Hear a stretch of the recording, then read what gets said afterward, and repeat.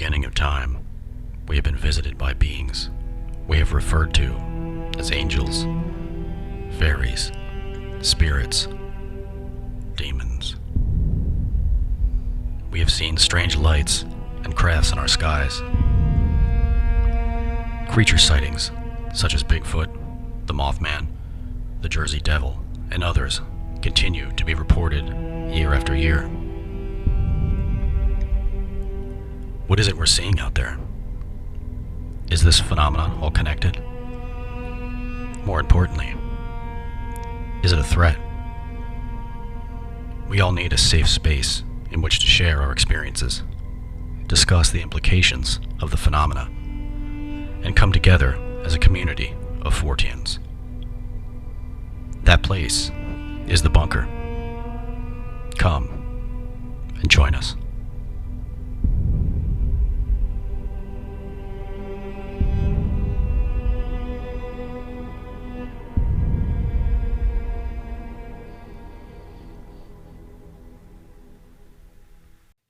Greetings, everybody. Welcome back to the bunker. I understand it's been a long break. I had originally planned for a mid-season break, which, due to COVID, has turned into a much longer break. I believe the last time we broadcast it was July at some point. A lot has happened since then. A lot has happened, and also not much has happened. Right? Because yeah. I described it to someone at work the other day. Mm-hmm. COVID-19 is like a slow-moving apocalypse. It's like it's like the end of the world in slow motion. Yeah, so, it's weird, and that's what it feels like. You're in slow motion. It's really super weird. So what today's episode is going to focus on is going to be a trip that we made recently to Lilydale, yes, New York. Yes. This is my first trip to Lilydale. I've heard about it from you and from many other people that we're friends with, psychics, mediums, and so forth. And it's locally known as the sort of I don't know. It's like an area of pilgrimage. It's an area if you're a psychic or a medium, it's a place that they teach classes there. There is like this, this healing. Lots of healing takes place there. There's a church. Mm-hmm. There's a big giant auditorium. There's fairy garden. There's a fairy garden. There's a pet cemetery. There's a pet cemetery on the grounds. And the stump, the famous stump. The stump, which we'll talk about. Yeah, the stump is a place that, and I posted some pictures on Twitter earlier in the month and again today. The stump is apparently a place where early spiritualists, that's where they would have their meetings and they would do the original meetings. From 153 years ago? Yeah. Yeah, and the original stump itself is there, which is pretty cool. Yeah. And it's in the middle of the woods when you walk down this path, and it's open to all these pews, and it's just amazing. The trees that are there, you can feel it, the spiritualism in there. It really does look and feel like an outdoor cathedral, really. It's amazing. So let's rewind a little bit. We'll talk about why is Lilydale significant, and it's really, Lilydale is tied to the spiritualist movement that took place in the, roughly in the 1850s mm-hmm. in the United States, pretty much worldwide, but particularly in this area. I mentioned the Fox sisters, right? The Fox sisters were... Three sisters. There was three sisters. Their parents were John, David, and Margaret Fox. And on December 11th, 1847... the Fox family moved to a rural community in Hydesville, New York. Yes. And during the mid to late range of March 1848, they began to hear strange knocking and rapping in their home mm-hmm. in Hydesville, New York. One of the Fox sisters, which I believe was Katie. Yeah, Margaret, Katie, and Leah were the three sisters. That was the three sisters. Catherine, in particular, had the idea to attempt to communicate with these knocks, and actually, almost like like during our paranormal training, we talked about the what is it called? I forget what it's called. Crap! It's the using a device or like just the knocking on the or an event to elicit communication. Yes. Trans personal communication. Right, with the spirit world. So they tried this. They did the knocks back because that's what they were hearing when they moved in. They were hearing noises. So they kept hearing these knocks, and so Catherine Fox had the idea, like let's communicate with these knocks, and started talking directly to these whatever spirit she assumed was making these sounds. And what's interesting is, while doing research for this episode, I found every extreme of, like, I've heard this story told in so many different forms, from everything from the Fox sisters are totally legitimate. They were talking to the dead, and this was the beginning of the spiritualist movement. Now, no one can argue that they absolutely did start the spiritualist movement, but in searching for information on this family, I found every article from that extreme to the very opposite extreme was, oh, they were hoaxing everybody. Yeah, interesting. And they were completely bogus from day one. They got caught up in something, and then they had to continue it because if they didn't, their family would have been discredited. And so I found every extreme from one to the other. Yeah. Of information. Like the story was portrayed in so many different lights, from 100% believing to 100% debunking, and everything in between. Which makes sense when it comes to people believing in the spirit world or the psychic and a medium. So it makes sense, especially back then. That wasn't allowed almost. Yeah, it was a taboo thing, I think, initially, but it's something that took hold, and a lot of people got behind.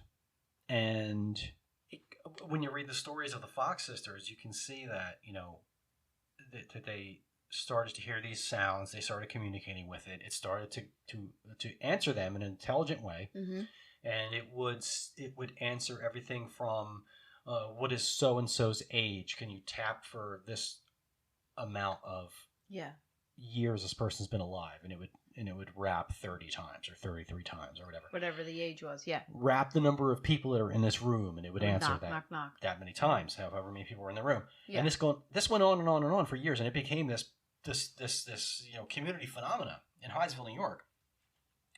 And actually, to this day, there is a Hyattsville Memorial Park, which is on 1510 Hyattsville Road in Newark, New York. And what the people from the Historical Society apparently did was they built this enclosure over top of the original foundation of the Fox family home. So what happened to the home? Well, let's see. So Hyattsville, New York it's upstate New York. It's roughly... How far from Lilydale does it say about? Hyattsville, New York is roughly between Rochester and Syracuse, New York. A little bit closer to Rochester, on the, pretty close to the shores of Lake Ontario. So far, far north. Oh, okay. Yeah, that's far. In upstate New York. Well, it took us from New Jersey, South Jersey, 6.5 hours, 6 hours to get there. So it's pretty far. To get to Lilydale, yeah. To Lilydale, I'm sorry, yeah. Yeah. And Lilydale is pretty close to Buffalo. It's like southwest of Buffalo. Pretty close to the shores of Lake Erie. And what's interesting is and I tried to find the reason why this house was moved. Yeah, it was hard to find information on exactly why this house was moved, because it's really, by car today it's several hours drive. Yeah. from Hydesville to Lilydale. Mm-hmm. You know, southwest roughly, Right. Mm-hmm. In upstate New York. So I mean, this trip back in the 1850s, 1860s would have been a massive undertaking, and so At least they didn't have tolls to pay. that's true. I'm just kidding. That's very Sorry. true. There would have been a boatload in Because in how tolls. far, you know how long it took us to get there. There's lots of tolls. Oh God, yes. Yeah. Yeah. But what the Fox sisters did in 1847 was kind of start this snowball effect that began with a sort of with this disillusionment with established religion in the United States around that time. People were just becoming disillusioned with Christianity.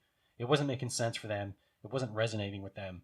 So people began to look for something else. And right at about this time, when the Fox sisters appeared, people were already looking for something spiritual to kind of fill that void. And here comes these people, this whole family of sisters who were apparently were able to communicate with the dead, and whether they could or not, that aside, Right. we weren't there. That's what they claimed. Right, exactly. We weren't there, so we didn't investigate it. We don't know. It was a long time ago, You know, so there's no equipment. Yeah. You know, they No. apparently had people in the community come by and try to debunk it, and several people came and spent hours and hours and hours, days and days over there, Mm-hmm. and couldn't debunk it. But then there were stories that they came out later on and said that, like, oh, we were just hoaxing everybody, and then and then after that they apparently one of them came back and said, oh no, they recanted that statement. So who's to say, really? Was there pressure put upon them from the society and community that they had to do that, which makes sense to me. Right, exactly. Yeah. And it was a pivotal time in the history of the country. You know, you're talking about right around the time of the Civil War. Here, the country as a whole was in a state of complete upheaval. Okay, so here is I'm going to read from the plaque that we saw at Lilydale, at the site where the Fox family home was moved from Hydesville, New York to Lilydale. Mm-hmm. Now, we were talking about this before the show, and I think that Lilydale was an important, extremely important site and village for different reasons than what most people associate with it today. Mm-hmm. But the plaque that sits on the site where the Fox home was moved reads thus: Memorial to the Fox family, who lived in this cottage at the time Margaret and Katie Fox, aged 9 and 11 years, received the first proof of the continuity of life, which was the beginning of modern spiritualism, March 31st, 1848. This cottage was bought and moved from Hydesville, New York, its original site, to Lilydale, New York, in May 1916 by Benjamin Bartlett. What happened to the third sister? She was too young? The third sister I don't see mentioned in as many articles. So I think that she may have not been as involved in this whole thing as Katie and Margaret. Okay. Perhaps. Mm-hmm. But I know that Katie Fox was the first one to make the decision to start communicating with these knocks that were occurring in the house, which she referred to as split foot, which is interesting because that's kind of a slang word for the devil, right? Which is like the cloven hoof, which back in those days, if there was any kind of spirit activity, people generally associated it with something negative, the devil, whatever, because it was such a heavily Christianized, culture at that point, and which a lot of people were falling away from, which explains the whole move towards spiritualism in the first place. Yeah. But what's interesting is when I started looking at the history of Lilydale, which I had a really hard time finding any kind of history about Lilydale. I mean, everyone knows the Fox sisters, spiritualism, Lilydale, right? There's that connection, which is obvious. You can find that pretty quickly. But I was unable to find any other additional history about Lilydale because it's now an established village. It's filled with mediums and healers. There's a church. There's a gigantic, auditorium. Classes are taking place there year round, except for the wintertime. I remember the one thing we could not find, the cemetery of That's another thing we could not the find. people who Right. lived there during that time, who have died or crossed over. Where is the cemetery?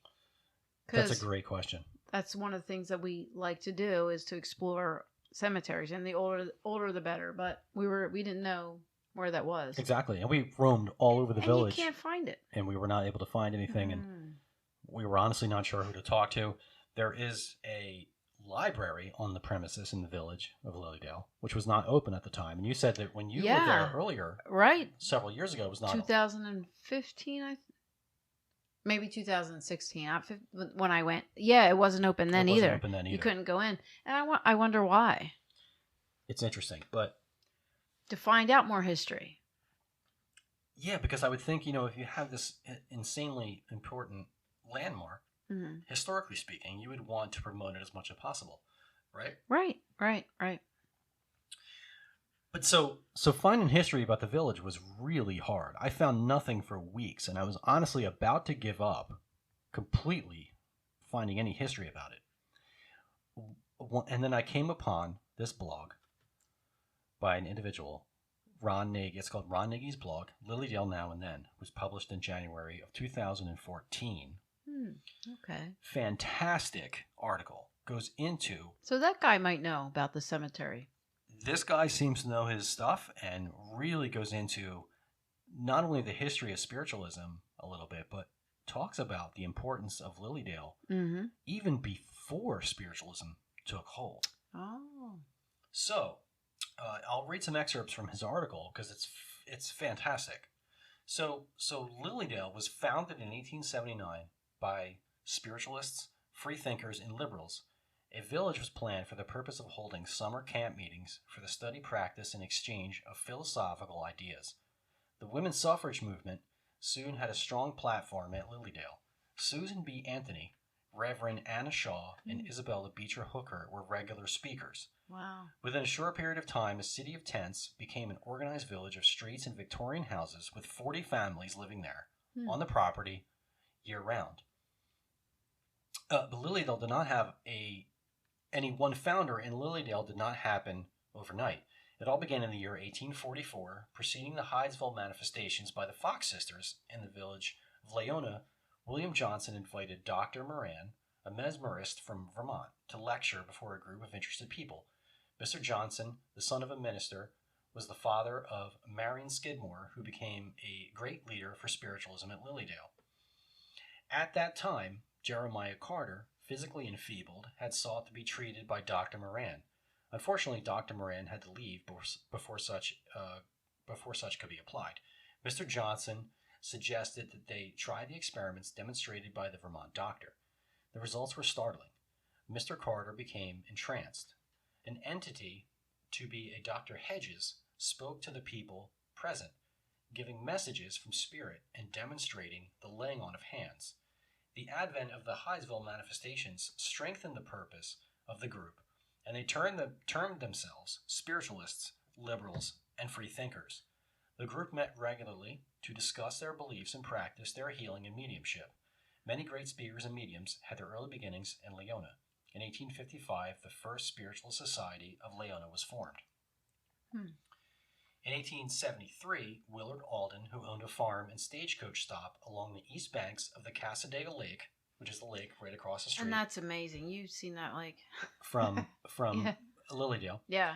I'll start again, sorry.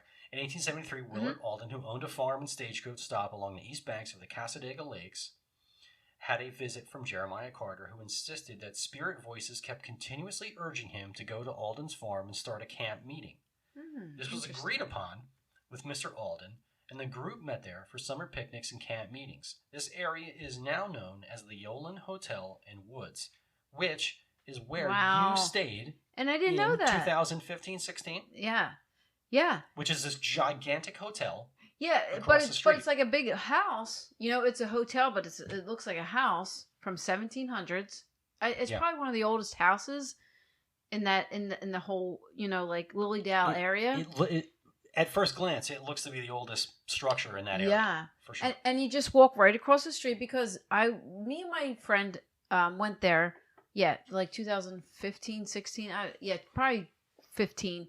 And because I've always been, interested in Lily Dale, I've always heard about it because that's what I do. I am a psychic medium. So to go to a community or a compound, I hate to use the word compound, but that it's all psychic mediums and healers and spiritualists is kind of amazing to me because I don't even know where there's another one. I know there's another one in Florida, but I don't know of, anyone. Florida's far from us, but, so I was like, I always heard stories about it and history about it. And I was like, oh my gosh. So we took a road trip. It was a far road trip, and I wanted to stay in Lilydale in the community. There was nothing available. So right across the street, I found this hotel that you were just talking about, and we stayed there, and which is only like how many yards, a few feet from there. I mean, it's right across the street. Yeah, so you can walk every day, Yep. and you do have to pay $15 a day to get into Lilydale, but it goes towards, I guess, the upkeep and because they do have, like you said, the lake, and they have a beach there. So anyway, so then we stayed there, which was pretty fascinating, and I didn't know the history of it at the time. And my friend, me and Jean stayed there, and it was very haunted. And the owners of there let us do an investigation there, which was pretty cool. Yeah, because that's what we do. And also Mike and I, we are paranormal investigators, so that was pretty cool too to do that. Yeah, we very rarely pass up on an opportunity to investigate someplace, especially if you're staying there overnight. But yeah, it's fascinating that as popular as Lilydale is, this place that you stayed at across the street was literally the foundation, the beginnings of the Lilydale Assembly. Yeah. It was a summer camp area. It turned out it was a tent village. People would go in the summers. Yeah. And there were There's a lake. And a gigantic lake on both sides. It's beautiful. Of the road. Yeah. Yeah. Both on the backside of Lilydale and the other side of the street of Leon Woods. The Casadega Lake is gigantic. It's huge. I do have a quick story about that hotel if you wouldn't mind me saying it. Yeah, go ahead. So when Jean and I were there, they let us investigate, after everybody was asleep. And we came back to our room. Jean's bed was soaking wet and mine was dry. Kind of strange. That was after a night investigating. We have no idea, no rhyme or reason. I had to go find sheets, and we had to change her bed, and why her bed was wet and mine wasn't. And we're looking all around. There wasn't leaks. We couldn't figure it out. Both of the beds were in the same room? Yes. Like right like a few feet from each other. And we were like, all right, so this must be paranormal. So that was one interesting thing that happened. Oh, that's weird. You didn't see any leaks in the ceiling or anything? Or... No. I mean, and you saw because when we went there, you saw the backyard. The lake is there, but it wouldn't be something that would. It doesn't go up directly against the building. And why would my bed be dry and hers not? She couldn't even sleep in it. We had to go and get new sheets and everything for her to sleep in it. I don't know. Isn't that weird? That is weird. So that was one interesting thing that happened. Well, that's pretty cool. Yeah. Yeah, that's one of those things that happens, and you're just like, yeah, chalk it up. Yep. This is what we do. Yeah. But it's interesting that place that you stayed at, on your first trip to Lilydale, is actually the beginnings of Lilydale. I know, and I didn't know that. That's pretty amazing. And to think that it didn't even start out necessarily as a spiritual quote unquote place, but I think what the impression I get from the research I've done is that during that time. We're talking just before the Civil War. Spiritualism took root and kind of exploded after the Fox Sisters phenomena and all that. But I think I get the impression it was already happening, and it was also a part of liberals and free thinkers at that time. The reason I think that is because I'll continue with this article. After Mr. Alden's transition, his heirs became dissatisfied with financial arrangements, and so the spiritualists in 1879 decided to purchase land and move their location.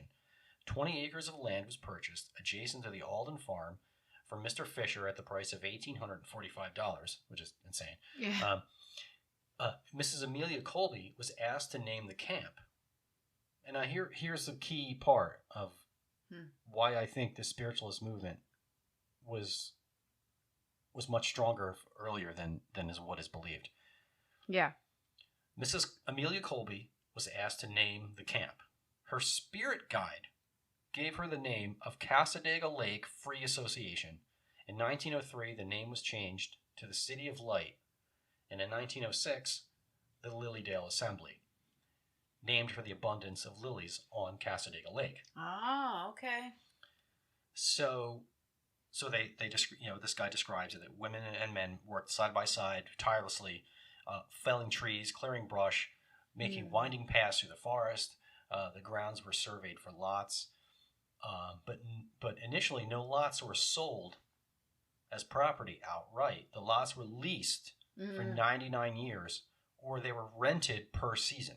Wow. Okay. And the dedication service was held at Lilydale under a cradle of boughs known as the bough house, fashioned from the entwining branches and flowers. Rough-hewn logs were used for benches.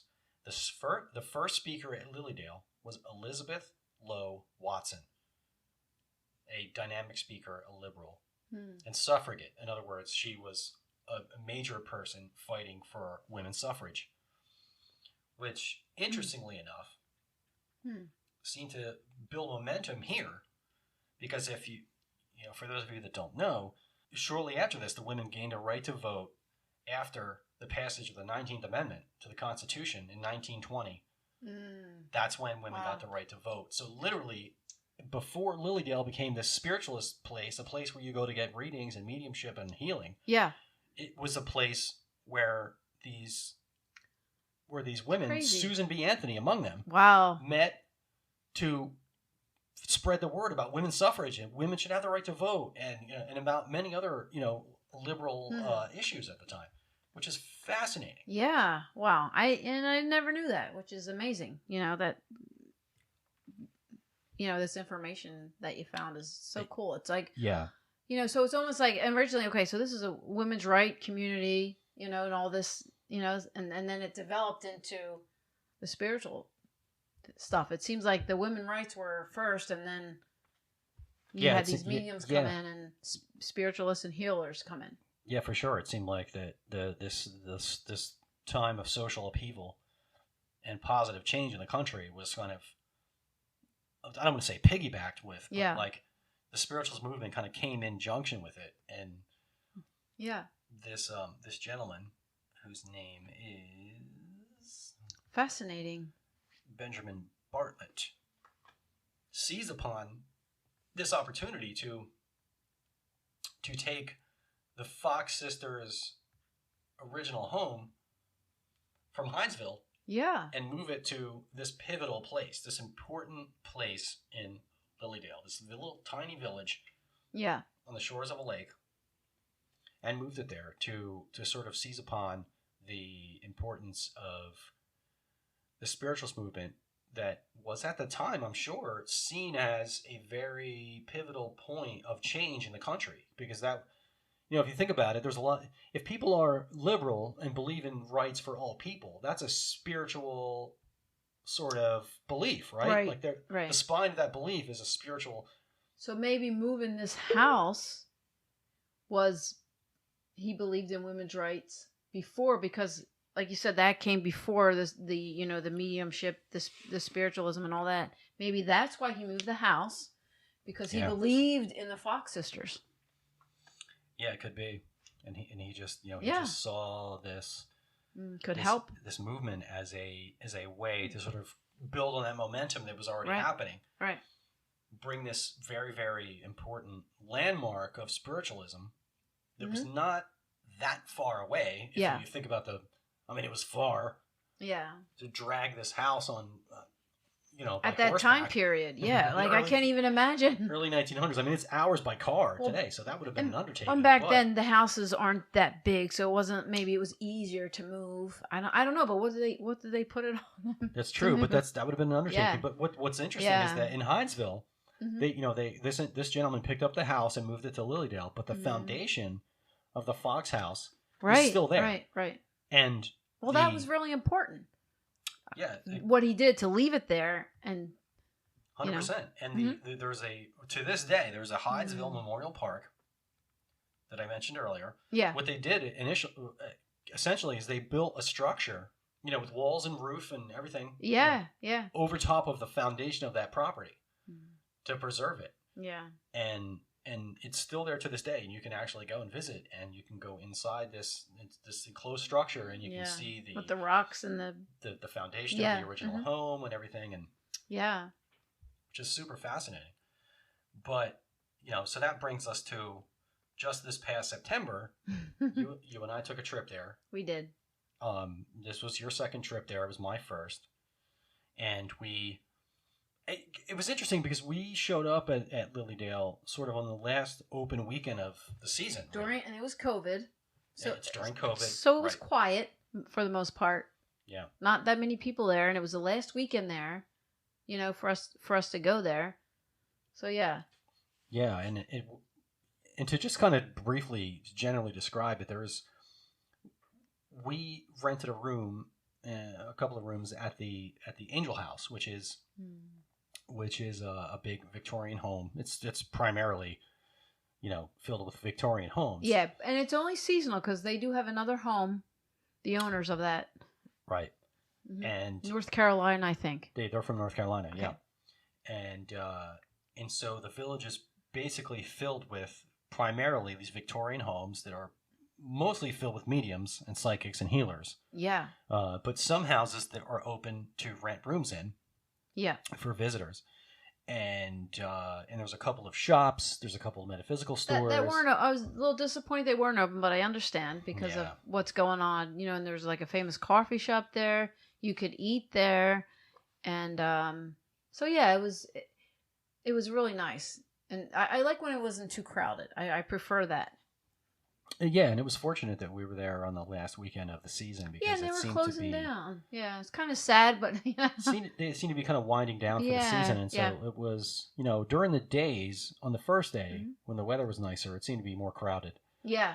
On the second day when it was a little rainy, it was colder, and I mean, okay, when it was like 80 something back here in Jersey, it was like what 60, 50. Oh yeah, yeah. There? Well, it's 6 hours away, so it was getting. The weather was changing first. Towards the mountain area, which I mean, we're just south of the Great Lakes, so I mean, it's vastly different. Yeah, you had to have a sweatshirt and a coat, and it was chilly. Yeah. So it was very windy, chilly. It was rainy from at times, and so there weren't a lot of people there, but it was actually pretty cool. Mm-hmm. And and so we walked around. We ate there, which was nice. Yeah, there's a couple of restaurants or like little kind of local that they. Like, I don't know how you describe it. It was like a little, like, I don't know, I guess... Bar food?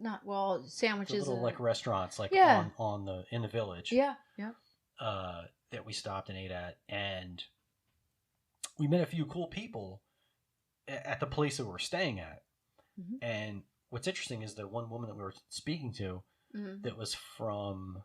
I'm going to say she was from... Not... Pennsylvania. No. I forget. I do too. I'm sorry. I'm bad at that. She came from really far away, but anyway. Yeah. She came to take some classes and stuff, and she was telling us a story about this encounter that she had at the stump late at night. The previous year or two before. Interesting. Yeah. And so we immediately seized upon that and said, like, "Oh, okay, well, we need to." Go to the stump. We need to go to the stump in the middle of the night, obviously, right? And it's the thing I like about the village is that it's just completely open to people. If you're staying there, there's no locked doors or anything. I mean, you go out and you roam around. It's really safe and stuff. It's this is completely self-contained little village, and we were free to roam around, and we went out and just wandered around the village, went out to the stump, which. The stump is the place where, and I've heard about this place for years, and it was cool to finally see it in person. It is very spiritual. It is. It's this area off to the side of the village in the forest. And the trails. That is just beyond the pet cemetery. Down this long road. Yeah. Yep. And it's basically the area where early spiritualists used to have their meetings where they would do readings, and to this day they still do gallery readings there. And we actually sat in I on took one, you to one of those, which was pretty cool. And Yeah. the Yeah. majority of the mediums there really hit upon stuff, and like had a Yeah. couple people bawling their eyes out, and because Yeah. they hit on these people that were with them and all this stuff. Yeah. It was pretty profound. Yeah. But so we decide we're going to go do some exploring and investigating, quote unquote, right, in the village. And I have a couple clips here of us on our trip to the stump. And Yeah. one thing that was interesting, that I don't know if you remember this, but on our way to the stump, I discovered that my flashlight was almost completely drained of battery life. Yeah. Oh, yeah, yeah. And my recorder was completely drained, dead of battery life. Yeah. Which I realized on the way to Yeah. the trail. And, Yeah. and if any of you, if the listeners have been to Lilydale in the middle of the night, Yeah. you know how dark it is back there in that forest. It is literally the darkest, one of the darkest places I've ever been in my life. Like it is pitch black. There's no street lights. There's no ambient light. I was a little freaked out. Yeah. You were getting on the way to the stump. You were freaked out. Yeah, and let me just explain before you do that, if that's okay. Yeah. When you have to drive in or walk into Lilydale, but when when you're there and you get out and you're checking in and all that, there you can feel something. There is something there. The presence is there, because I forget how many mediums exactly live there. There's like there's like over 100 at least psychic mediums and healers. I'm not sure on that. It's at least like 40 or 50. Yeah, and you cannot, and anybody, you can live there, but like you said in the beginning, you can't own the land, and that's how you have to pay like union dues or condo fees supposedly to live there. You don't have to be a medium or psychic or healer. You just have to pay these dues.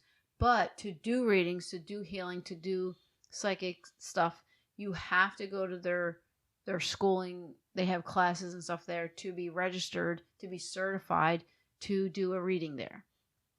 Yeah, I did hear that.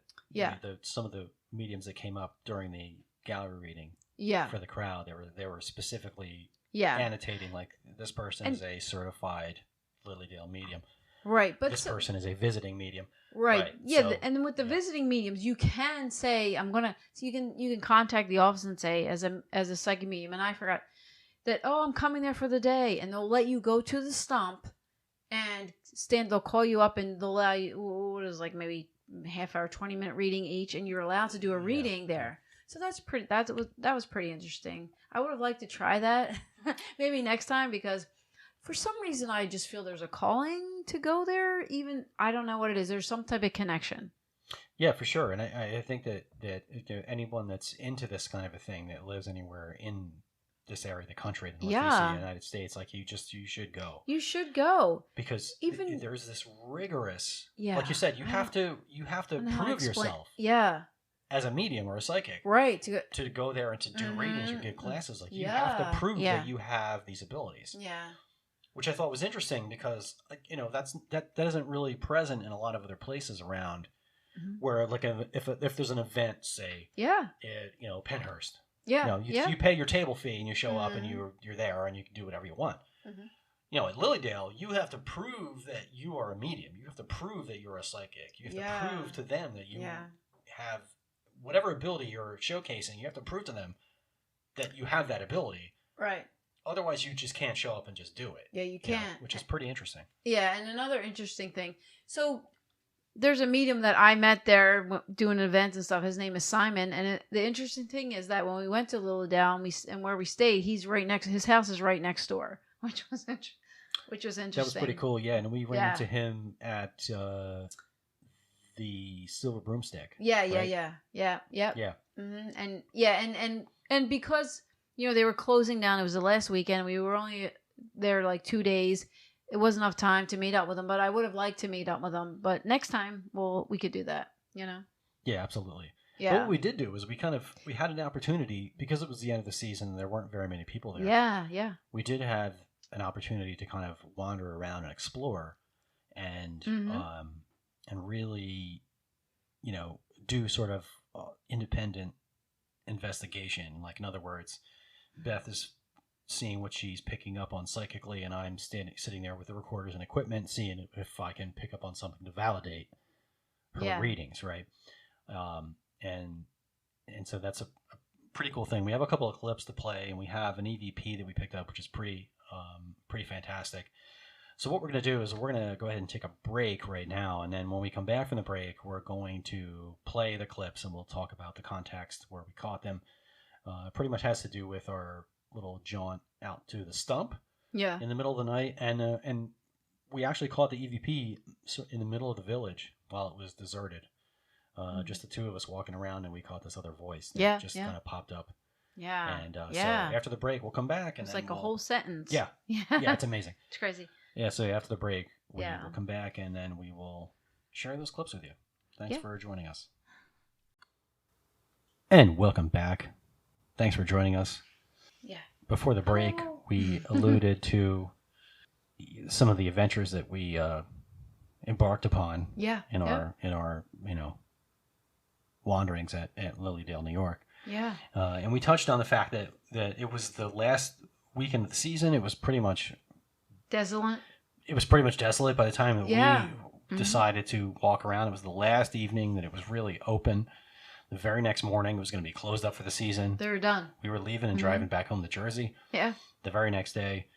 So we really had the run of the place as far as when these recordings were captured. Yeah. And like I had touched upon earlier, we spoke to this woman who had this experience with some kind of wolf-like creature she described. Yeah. Out in by where the stump is. Right? Yeah, like right before we were about to walk in. Yeah. Yeah, and I have to tell you that there are very few forests that I have been in. There's a handful of them, but very, very few of them that I have been in my life that were as dark, pitch black, as this forest was to walk out to the stump. Yeah. After dark, it was so black you could not see your hand in front of your face. Literally. Yeah, totally. So we're walking there. My flashlight drains completely dead. My recorder drains completely dead, which has never happened to me before. I hear the stories of that, but it's never happened to me personally. Right, and it's so pitch black, and I was like almost holding on to you because I could feel, but it's almost like you can feel somebody was following you through the forest. It's almost like you can feel the presence of somebody behind you. You're constantly, like, I was constantly looking behind me, holding onto your arm because it was like, there's something here. You know? Yeah, you do get that sense, and you know, I mean, it was just it was just a handful of hours earlier. We were at the stump during the daytime when there was a gallery reading going on, and this is the kind of thing that happens there year round. Yeah, pretty much almost every day, all season long. Yeah, tons and tons of people coming in there, right, to get a reading, hoping to hear from some loved one that's crossed or whatever. Correct. And this goes on over and over and over and over again in the same spot. And it's not necessarily, it wasn't a bad feeling. I could just feel the presence of people spirits walking upon us. And we were the only ones out there. There was nobody behind us, nobody in front of us. So, yeah. I was diligently spinning around with my very high-powered flashlight. There was no one there, but I agree. Yeah. You felt like kept going. Whenever you turned the flashlight off, you felt like it was just the forest just was creeping up upon you and just climbing up your back. And if you weren't there with me, I probably couldn't have walked the rest of the way. I wouldn't have gone there myself at night because you just feel like, because if you think about it, from 150 years. 153 years exactly. Imagine all the spirits, because there were so many psychics, mediums, healers that did readings there. So a lot of spirits have been invited into that space. Yeah. Yeah. Yeah. And so we're walking out to the stump. I was totally freaked out. Yeah. Go ahead. I experienced multiple device battery drain, which has never happened to me. Never. Yeah. Yeah, and we've been to Penhurst, we've been to you had to change Bel Air, we've been to Hinsdale, we've been to like some of the most intense places around. Your batteries were done on everything. That's never happened to me. Yeah, yeah. Multiple devices, my flashlight and my recorder. Yeah, yeah. The two devices that I pulled out that I know I mean, it may have happened to other devices. I'm not sure because I didn't pull out everything I had. But Yeah. those two devices completely drained. Yeah. Which is pretty crazy since I just put new batteries in both of them. Yeah. Anyway. Right. I know. Right. Like right before we left, you had put the batteries in. So it was like, wow. And you were totally on edge on the walk I out. was. Which I don't blame you for because I was freaked like out. Like I said, it is one of the most darkest walks to any location that At I've night. been to. It's pitch black. Pitch black. If you don't have a flashlight, you are screwed. And you have to go past the pet cemetery. Right, on the left side. Yep. Right, to get to the stump. Yeah. Yeah, so we get to the stump. We get there. Once we got to the stump, you seemed to calm down and you were more at ease once we got there. And I was too. It seemed to, I don't know, like once we got there, it was like a comfortable kind of safe space almost. Yeah, you know? yeah. And, you know, I took some recordings there and you had said that, you know, no one really wants to talk to us, which and the interesting part was that I caught no EVPs. Right. And just as we're packing up and getting ready to leave, somebody stepped in. Someone showed up. A spirit appears in a suit, walked up to us. You sensed, and you started describing it to me, and that's where our first clip comes into play. Yeah. So this is at the stump at Lilydale, probably 10, 11 o'clock at night. Yeah, it was late. Yeah. Mm-hmm.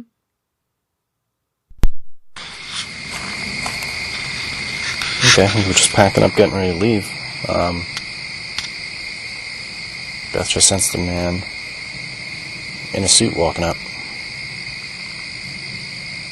Wants to know what we're doing here.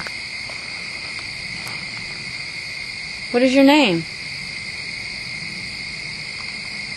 Whoa, that is weird. I could swear. All right, now I'm hallucinating. One of those posts on the fence moved. Like it slid over. That was weird. Okay, so Yeah, I hate hearing myself, by the way. But anyway. most of us do. But Yeah. one thing interesting I thought about when I thought about this and I heard this recording and I played it over and I was thinking I was setting up this episode and editing and stuff and I listened to the clips several times. I couldn't help thinking about the clip from Hellier where the gentleman who is describing the weird paranormal activity that was taking place in his home, where his girlfriend witnessed like the thermostat in their apartment sliding across the wall, going down and then going back and then snapping back to where it originally was. Right.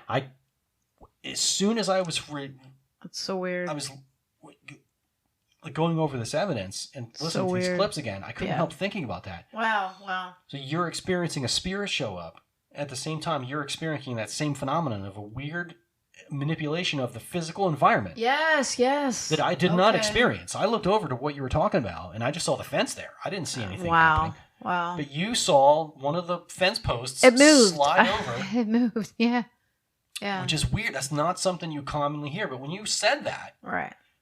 At the time I didn't think of it. When I was reliving the events and going over the evidence and listening to the recordings again. Yeah. I was like, oh my God, it brought me back to that moment in Hellier where they were talking about. Oh, wow.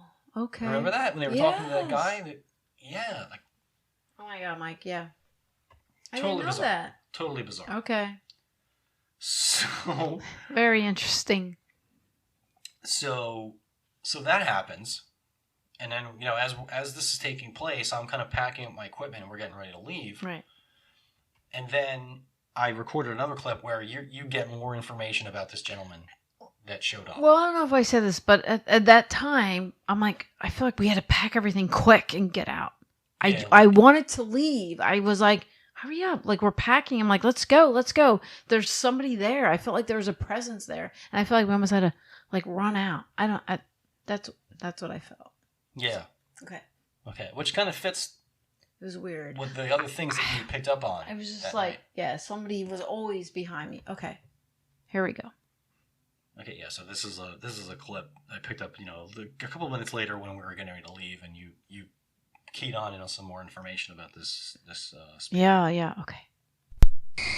He's not from like that time era. He's more recent. I think he's with somebody else. Well, maybe it was some of the people who are It here was today? newer. Yeah, he's a newer. Like, it's not from 153 years ago. Not that type. It's a newer suit. Okay. Yeah. But I don't think he's with some. I don't know. He comes here a lot. And he either comes and stands over here or stands over here. And I don't. And he just comes this far and he stops. All right, I'm just not going to go. Like right where the water fountain or the Little bird bath. Yeah, there, Okay. and it comes over that side. So I think he's watching or protecting it. Maybe I don't think he's. Because I feel like he comes all the time. And he just stands That's there. interesting. So you like the readings that happen here? I think he was a part of it, but it was a newer time era. It wasn't Right. that far back. So weird. Yeah, so you had said that it seemed like maybe from the 1980s kind of a looking suit he had on. 70s, 80s. 70s, 80s? Yeah. Yeah. And I want to point out, actually, there was some like whooping and screaming in the background. Yeah, someone was having a bonfire. There was a large party taking place. Yeah, that's what you heard. On an adjoining property in the woods where Mm-hmm. there was a big bonfire. We saw it. We heard them partying, Yeah, stuff yeah. like that. So that's not Bigfoot. That's not Yeah, it's not what we were spirit hearing. or It's something anything. else. Yeah, that was some people Yeah. out there just getting drunk Yeah. and having a good time. But, Yeah. The end of the year kind of season. yeah, it was the last weekend, Yeah. so we figured, oh yeah, they're packing up and Yeah.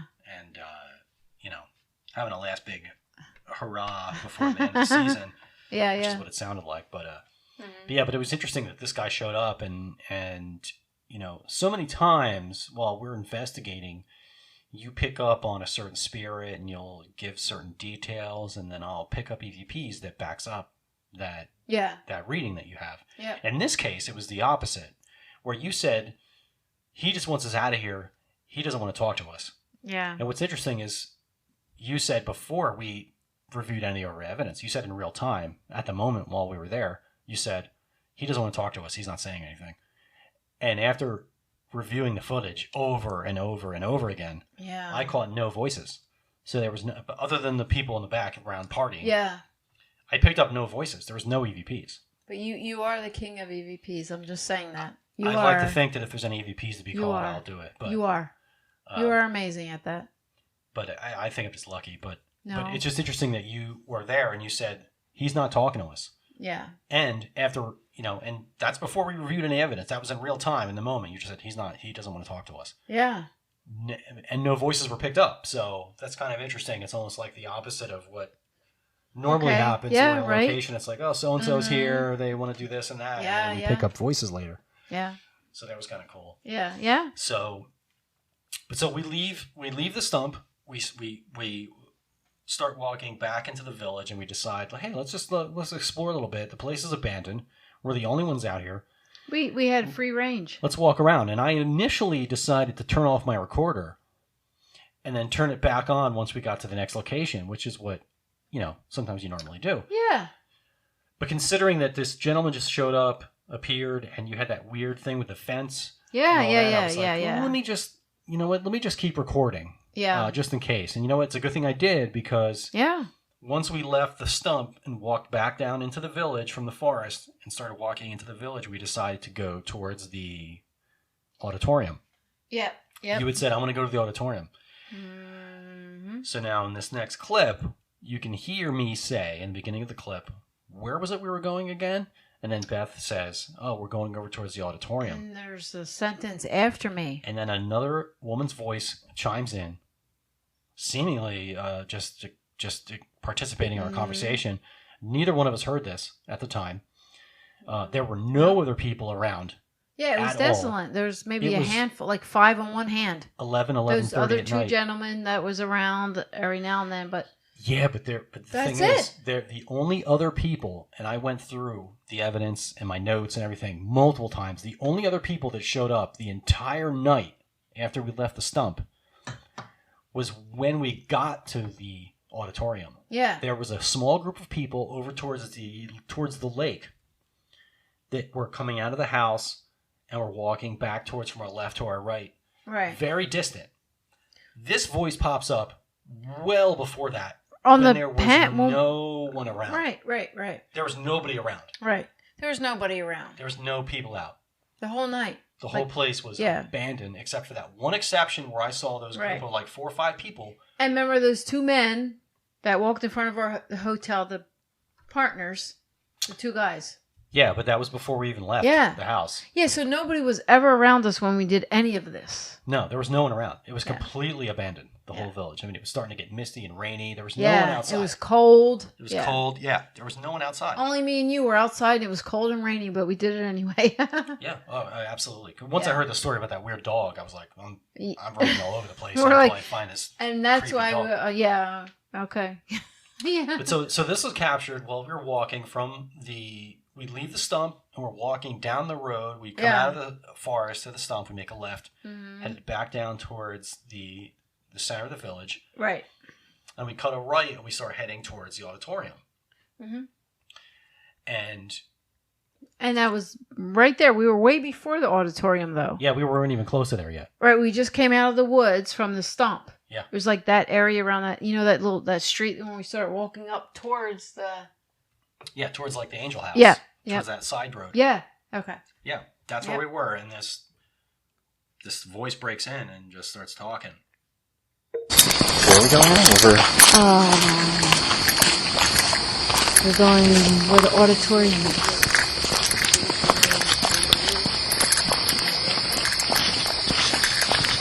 So you can hear. I know it's slight and it's faint, but you can hear. It's almost like you're going where the auditorium is. Let me take you. Kind of like guiding us to the auditorium that they want us to go there. It's very faint, but you can hear really it. Great. But listening on the computer and headphones, it's so clear. Yeah. Listen again. Play it again. I'll play it 2 more times. Yeah. Just listen. Where are we going now? Over. We're going where the auditorium is.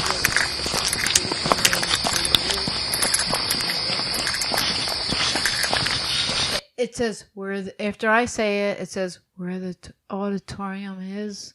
I'll take you. Yeah, creepy, and it is female. It's definitely a female. Yeah. It's faint. Where are we going now? Over. We're going where the auditorium is.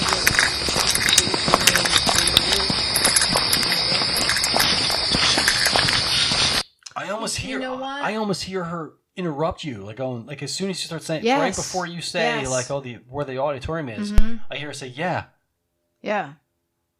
It was almost like they're ready to take us there. Yeah. Oh my gosh. Yeah. I hope you guys can hear it. It's faint, but you can hear it. It's like directing us to go toward the auditorium. Yeah. If anybody is interested in hearing that EVP clearer, I can process that. I can clean it up. I can do some noise reduction. I'll try to pull that voice out a little bit more. Yeah, because if you're interested in hearing it, just email me at mailtothebunker@gmail.com. Yeah.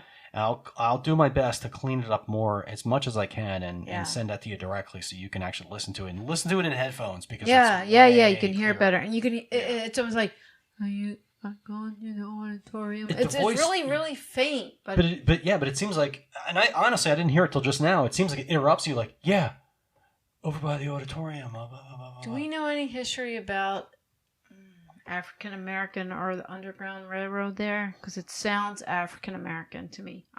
It could be. I know the Underground Railroad ran from all the southern states straight through to Canada. So, all right. That may have been, considering where we were, on the banks of Lake Erie. Yeah, okay. That would have been a major crossing point into Canada. Because that's what I'm hearing and that's what I'm feeling. It actually has nothing to do with Lily Dow, which, no disrespect to Lily Dow, but I'm hearing it's that.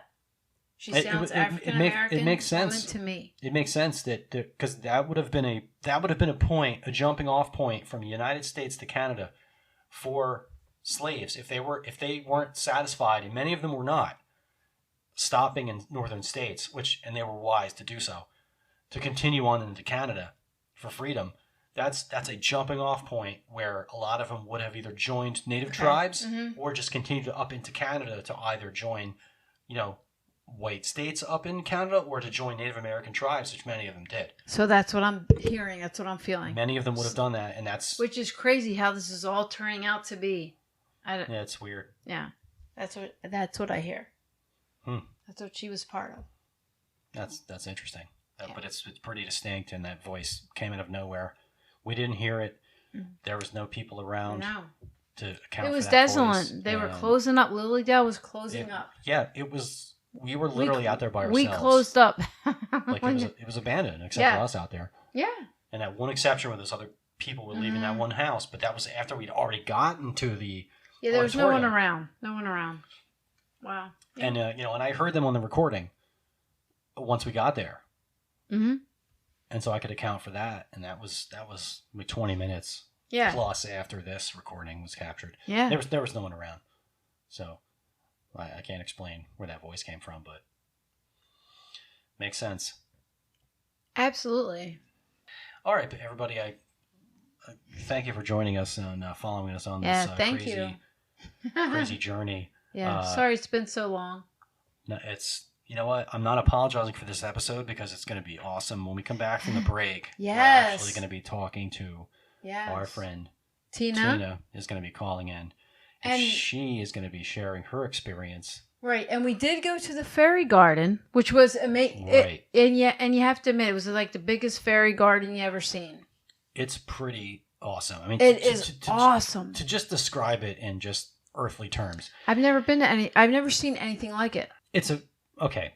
So a lot of people in this area seem to Yes. have a similar attitude towards fairies that people in Ireland have, and that is that the nature has and is filled with spirits that are Yes. around us Mhm. that you can see, you can interact with, you can give donations to, you can give Yes. tribute to. And a lot of people do. And so what they have in Lilydale is, and it's one Very, of the pictures I posted. very serious. Yeah, very serious. And I posted a picture of the entrance to that fairy Oh, yeah. trail Yeah. on Twitter earlier today. And it is this long network of trails that goes all throughout the forest. I've never seen such a thing, or has been on a fairy trail so big and Yeah, they exist here and there, but not to this magnitude. Yeah, Column Seal was a big one, but this is even bigger. Column Seal is a big one, yeah. Which we love, Column Seal, but this was bigger. Yeah, absolutely. And what's interesting is that there's this long network of trails that winds and twists all through the forest, and everybody that visits With there, offerings, so many offerings. and people that live in the area yeah. bring, and a lot of it you can tell are children, Yeah. because a lot of it is made with like children's toys and stuff like Yeah. that. Yep. The people go there and they make little houses for the fairies, and they place them there. It's and amazing. They give little offerings, like people that have passed on. Their pictures are posted Yeah, there. yeah. So it's like a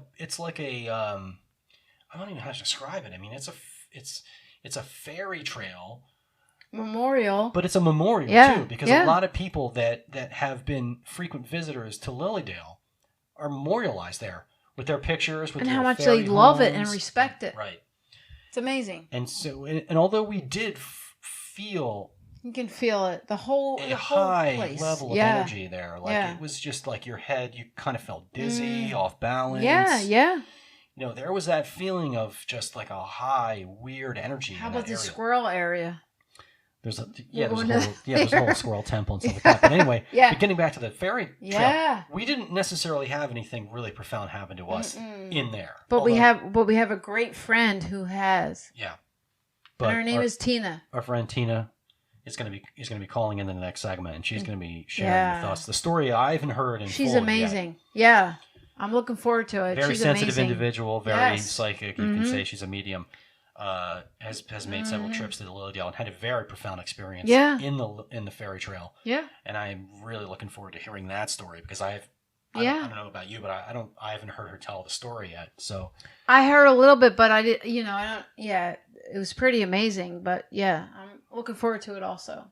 yeah, that's gonna be pretty cool. And considering we didn't. I mean, I was really looking forward to hitting that fairy trail, and we walked around for hours and hours. It's A fantastic. couple days, and the Fantastic. houses and everything people left. It's like little miniature of like doll houses almost, and Yeah. yeah, and Yeah, or and they put memorials of, like you said, people's pictures. Yeah, they'll put little doors on trees, or they're leaving crystals for them, or stuff, And you can offerings and feel so forth. yeah, and it almost like it takes you back to that wonderland of being a child and all that. Oh, It's yeah. like yeah, Yeah, and I remember, like we went to the little general store Yeah. that's just outside of the entrance to the fairy forest, and Yep. we Mhm. purchased a couple of crystals to bring An offering. as an offering. And I mean, Yeah. we walked around for how long? What, 2-3 hours? Yeah, and it was amazing. And we went to the fairy trail twice when we were there. Yeah. Yeah.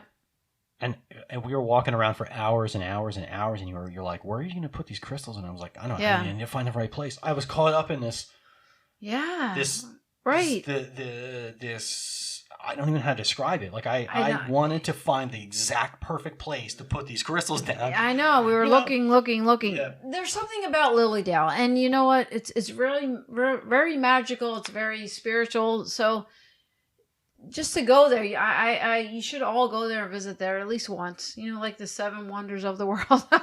But that's what I'm saying. I don't know if you're magical, spiritual, even religious. It's a place to go. So yeah, we're looking forward to Tina coming on and explaining her experience when she went there. Yeah. And she went to the fairy garden and experienced and seen something that's so magical. I'm so excited to do the second part of this interview. Yeah, I'm excited to hear her story because although nothing profoundly obvious happened to us while we were there, but it was we were pretty still magical. I mean, it was amazing. I could have walked around there for days. We went to the Labyrinth. Remember that? There's a labyrinth there. There's something about it, and you'll probably agree with me. You can't explain it, but it's very magical. It is. There's a reverence. Right? There's a reverence there. You can't and explain all the it. People that live there have this immense respect for nature, right, and for spirit. And I could live there for the just me. Yeah. Like just the earth in general. Exactly. And you can see it because the forests are tended. The forests are really old. Flourishing. Trees there that are hundreds of feet tall, like massive old trees. There's animals everywhere. There's a squirrel temple, for God's sake. And there's squirrels running around all over the place. The squirrel temple. We went to black squirrels, which we're Jersey people. We're not used to black squirrels, but it's pretty magical to see black squirrels. Cool. Yeah. So and there's a healing temple, which we went into, and you could feel the presence, and it wasn't really open to the public, but for private things. And it's just really, really, really magical, and you have to go to experience. It's a spiritual place, and I can't explain it. I've heard people that have gone to like the Vatican, for example, speak about their experience going there in a similar way that I've heard people talk about Lilydale. And Lilydale is not this massive place with all these marble statues and buildings and so forth like the Vatican is. But I have experienced the healing temple myself when I went the first time. But it's more of a natural, sort of like a place, like a place where you picture if elves were real. Yeah. That's where they would live. That's where they would live. You could feel it. Yeah. Yeah, it's pretty amazing. Okay. So thanks for joining us on this crazy journey. And when we come back from the break, we'll have more. We'll be talking to our friend Tina, and she'll be talking about her experience at the amazing Lilydale in the fairy garden. So, thank you. We'll see you in a bit. And welcome back, everybody, back into the bunker. Thanks for joining us on this extra long journey on this episode. Beth is with us here again, of course. We went into the first segment, a little bit of the history of Lilydale, its importance, both before, during, and after the spiritualist movement. And we were talking about some of our adventures. We played some audio. Now we're going to actually speak to someone who had a profound experience at Lilydale also. Thanks for calling in our good friend, Tina Fleming. Hey guys, how you doing? Hey, welcome. Thank you for joining us. Oh, thank you guys for having me. I'm really excited to be on the show and have a conversation about what happened at Lilydale. Yes, it was an amazing story. I'm so excited for you to tell it. Yeah, and I've not heard the story, so I'm excited. Oh, okay. Oh, wow, that's great. Yeah, it's intriguing. That's awesome. You're right, Tina. He will be. Yeah. So for all the listeners that aren't familiar, let's just tell them a little bit about yourself, how you got into, the psychic paranormal realm, and then sort of what led you to Lilydale, and then we'll get into, what took place once you were there. Sure, absolutely. So Okay, so it's a kind of a long story, but my experiences started when I was really young, just way too young to really know exactly what was happening to me. I had started to notice strange things when I was probably about 6 or 7. Just that strange things would happen. The bed would shake or lights would manipulate on their own. But I really didn't have a profound experience and realize what was happening until I was 8 years old. And my grandmother passed away suddenly. And she came to see me. And I could see her. It's a weird thing because, like, now when I think back on it, I'm like, you know, so strange to see her present herself the way that she did. But she had wings on the back of her. She was outside of my window, which is weird. And she looked like she normally did, you know? Yeah. And she always used to wear these, those Bobo sneakers that Yeah. she would always wear those, and she had those on. Like, she presented herself to me just as she would normally look to me. Yeah. And she said, I just wanted to say goodbye to let you know that I've passed on, I'm going to heaven. And she waved at me because she would always bring me these sugar cookies. Wow. And so I wasn't super close to her. I was kind of a little bit afraid of her. She was like this old German woman who was kind of mean. Yeah. But she would bring me these sugar cookies with happy faces on them. So I thought, well, she must be okay. But we weren't super close in life, which is interesting. But she said goodbye to me, and I waved to her, and I went back to sleep. Now, whether this was an actual dream or a visitation or whether I was awake, it's really hard for me to say. It was such a long time ago. But anyway, that next morning, my whole family was gathered downstairs, and I'm talking aunts, uncles, my mom, my dad, my sister, my brother. So I get downstairs, and they called me into the kitchen, and my mom was sitting there, and she said, I have something to tell you. And I said, oh, I already know. And she goes, what do you know? And I said, well, Grandma passed away. Wow. And, like, the whole family, like, gasped at the same time, you know? And I said, they were like, how do you know that? And I said, well, she came to visit me. Wow. And she told me goodbye. And so, of course, they were like, my mom's like, all right, listen. She's like, Yeah. this kind of stuff runs in our family. Don't talk about it to anybody outside the family. So that was my first introduction to really the paranormal world. And from there, from that time on, unfortunately, this is a weird thing, but I would know every death that would occur before it happened in my family for years to come. Yeah. Yikes. Yeah. Until I finally told my guides that after my father died, who I'm very close with, I said, I don't want to do this anymore, and I please ask you not to tell me about any more deaths because there's nothing I can do. Yeah. And so I don't want to know. So they haven't told me for the last 2 deaths that occurred. But yeah, so that was kind of my introduction into it. Things have happened my whole life. My children seem to have inherited. I don't know if you want to call it a gift or if you want to call it, something else. Some people don't think it's a gift. Some people do. But that's kind of how I got into it. And as the years went by, of course, I saw the show Ghost Hunters.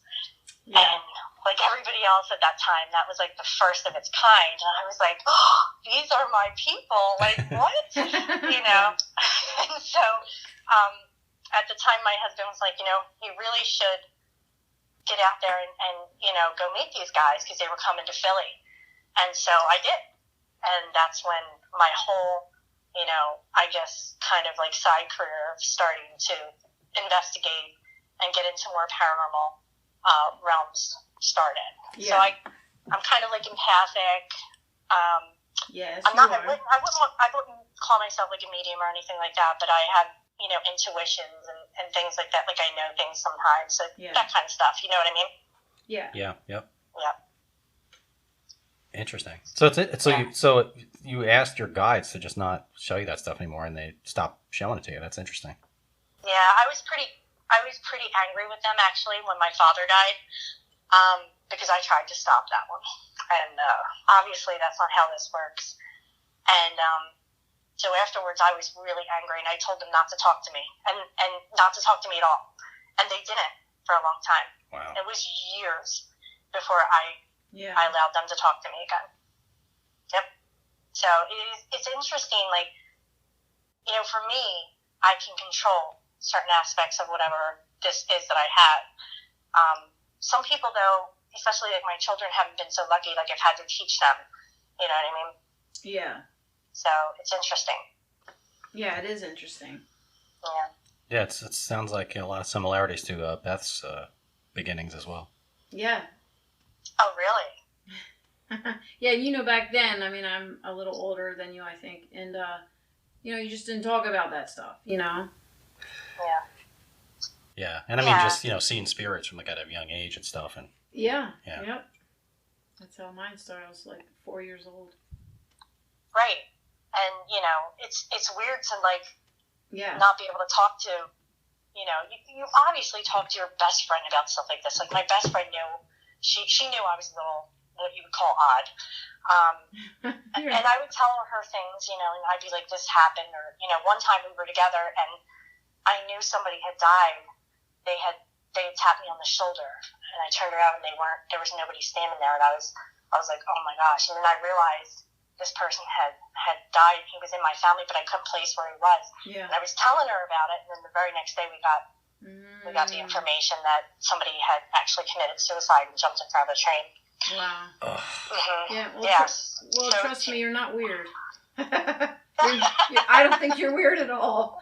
Thank you. I don't know if everybody would agree with that. We're a lot alike, Tina. There's a lot of us out there, and I think there's a lot more now. Yeah. And I think you need community, because you need to be around like-minded people, because if not, people really think you're strange and don't understand or get it. Yeah, that's true. And it's Right. and that's how you kind of find a mentor or somebody that can actually, number one, tell you you're not crazy, and allow you to sort of like hone those traits and and actually either curb them, control them a little bit, or use them for positive purposes and stuff like that. Otherwise, if you don't even know what's happening to you, that could really be a wild ride. Right, and especially when you're young and you don't have anybody to talk to, especially if your family's not open. Exactly. Mine was the same way. You're too sensitive. Stop crying. Go to your room. Well, why does my stomach hurt? I can't go to school. Well, there's nothing wrong with you, the doctor said. But here was the energy I was engaging in when I went to class. And then here's a pill. Go sit in the closet. I don't know. Wow. That's what it felt like. Yeah. I mean, my experience was more like we knew it. It was kept hush-hush. Mm-hmm. And, I could talk to my mom about things, but, not all the time. And she was like, she was always like banging in my head, do not talk to other people about this. I'm like, okay, calm down. Yeah.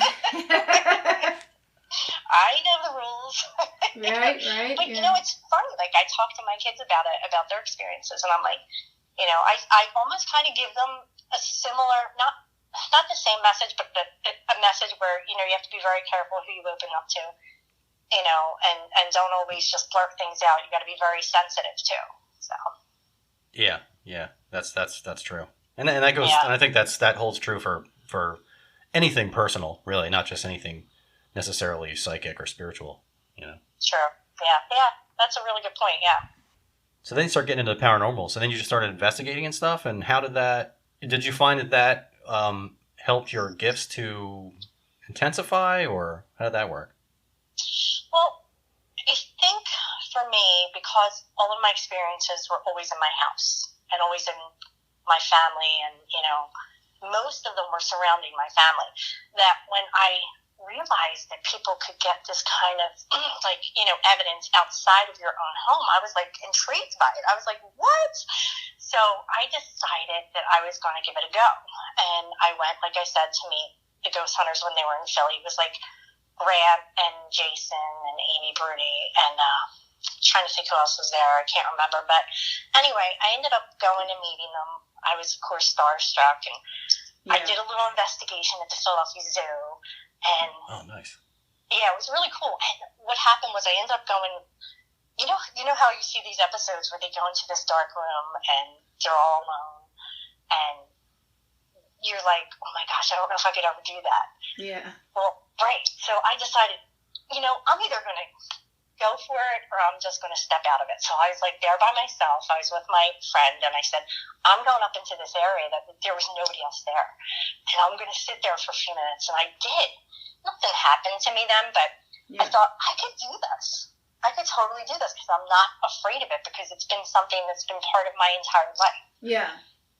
Right. So I ended up going to Eastern State Penitentiary, which is where I had my first experience outside of my own home, and where I met one of my tribe, which her name is Dawn, and she's part of the story with Lilydale, so I'm definitely going to be bringing her up. But I met Dawn at Eastern State that day, and we ended up having this profound experience, and it was the first time I ever had an experience outside of my house, as I mentioned, and I was like, oh my goodness, like this stuff is real, like Yeah. it's real. And I always knew it was, but I didn't realize you could communicate with anybody else besides what was in your own home and your own, you know what I mean? Your own family. I don't know. It's hard to explain because I always feel like I was so protected in my own home and I never went outside looking for it. And then when I did, it was there. Yeah. Yeah. I get it. Interesting. Yes. Yeah, that's So cool. I think that like over the years though, with the investigations, and I've done investigations with a team that was basically just going into places to try to prove that there was activity. It was like historical locations and things like that. We were filming, and it was great, but I don't like being on camera. I'm not a big fan. So that was a little awkward for me because I don't think we were doing anything productive. So I stepped away from that, and then I ended up going into a team that would go into houses and help people, which I thought was way more towards what I wanted to do. But even that, I love the team. I love the people. It was just too overwhelming for me to stay in it because I had a family. My children were young. Right. I work a full-time job. So I stepped out of that. And I think over the years, investigating to me is more of something like I'll do out of curiosity with my girlfriends when we go somewhere. It's not something I feel like I'm drawn to anymore because I feel like for me it was just a way to prove that I wasn't crazy. Yeah.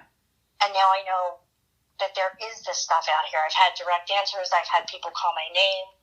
I've seen so much over the 10 years of investigating that I'm taking a step back and I'm going more towards the spiritual side where I'm actually just working on healing energy and things like that. So I think it has definitely, to answer your question, made me a stronger investigator, obviously, and made me stronger in my beliefs. And I think that helped where I'm headed, which is more towards the healing side of things. I do a lot of healing work for people now.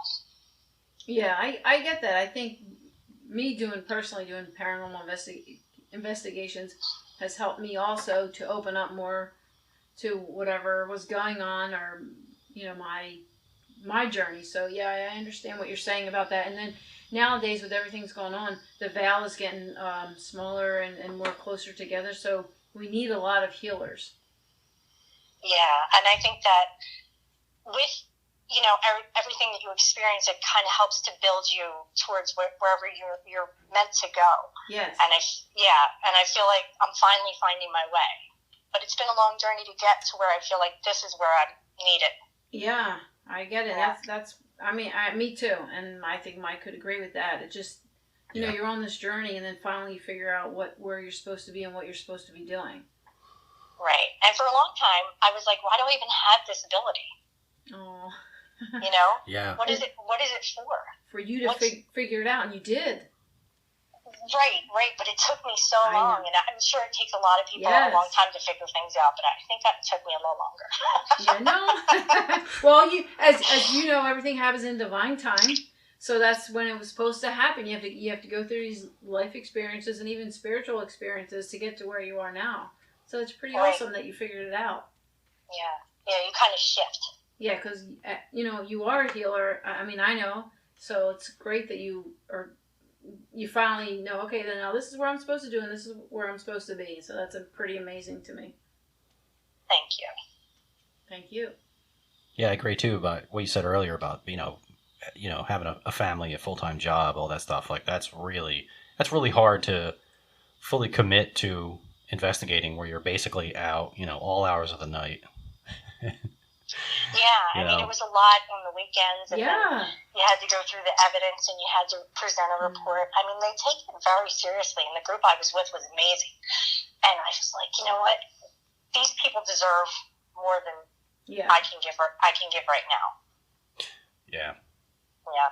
That's why Mike and I were with two other groups, South Jersey Ghost Research and JPI, and then we're like, no, we're going to be free agents because I am not a fan of all that work and all, everything that you had to do for that. It's like, okay, I just want to go there, what you sense and feel, and help people, and then that's how you deal with it, not with those, the reports, and we would get yelled at, and I just couldn't do it, Tina. I couldn't do it no more. So now we're just free agents, and we help people that ask us for private homes and historical places. Right, and I think that, once you realize what you're capable of and, where you really belong, so to speak, that's where you should definitely go. Like, I was with New Jersey Road, and they were amazing, but it just was a lot of work. Yeah.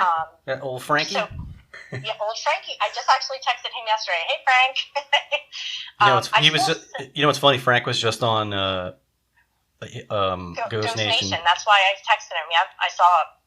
That's funny. Yeah, and I had great experience with him too. Like, he's amazing, and I still send people to him because a lot of people will come to me because they know that I'm an investigator, but I just can't take on those cases anymore, so I kind of direct them to Frank.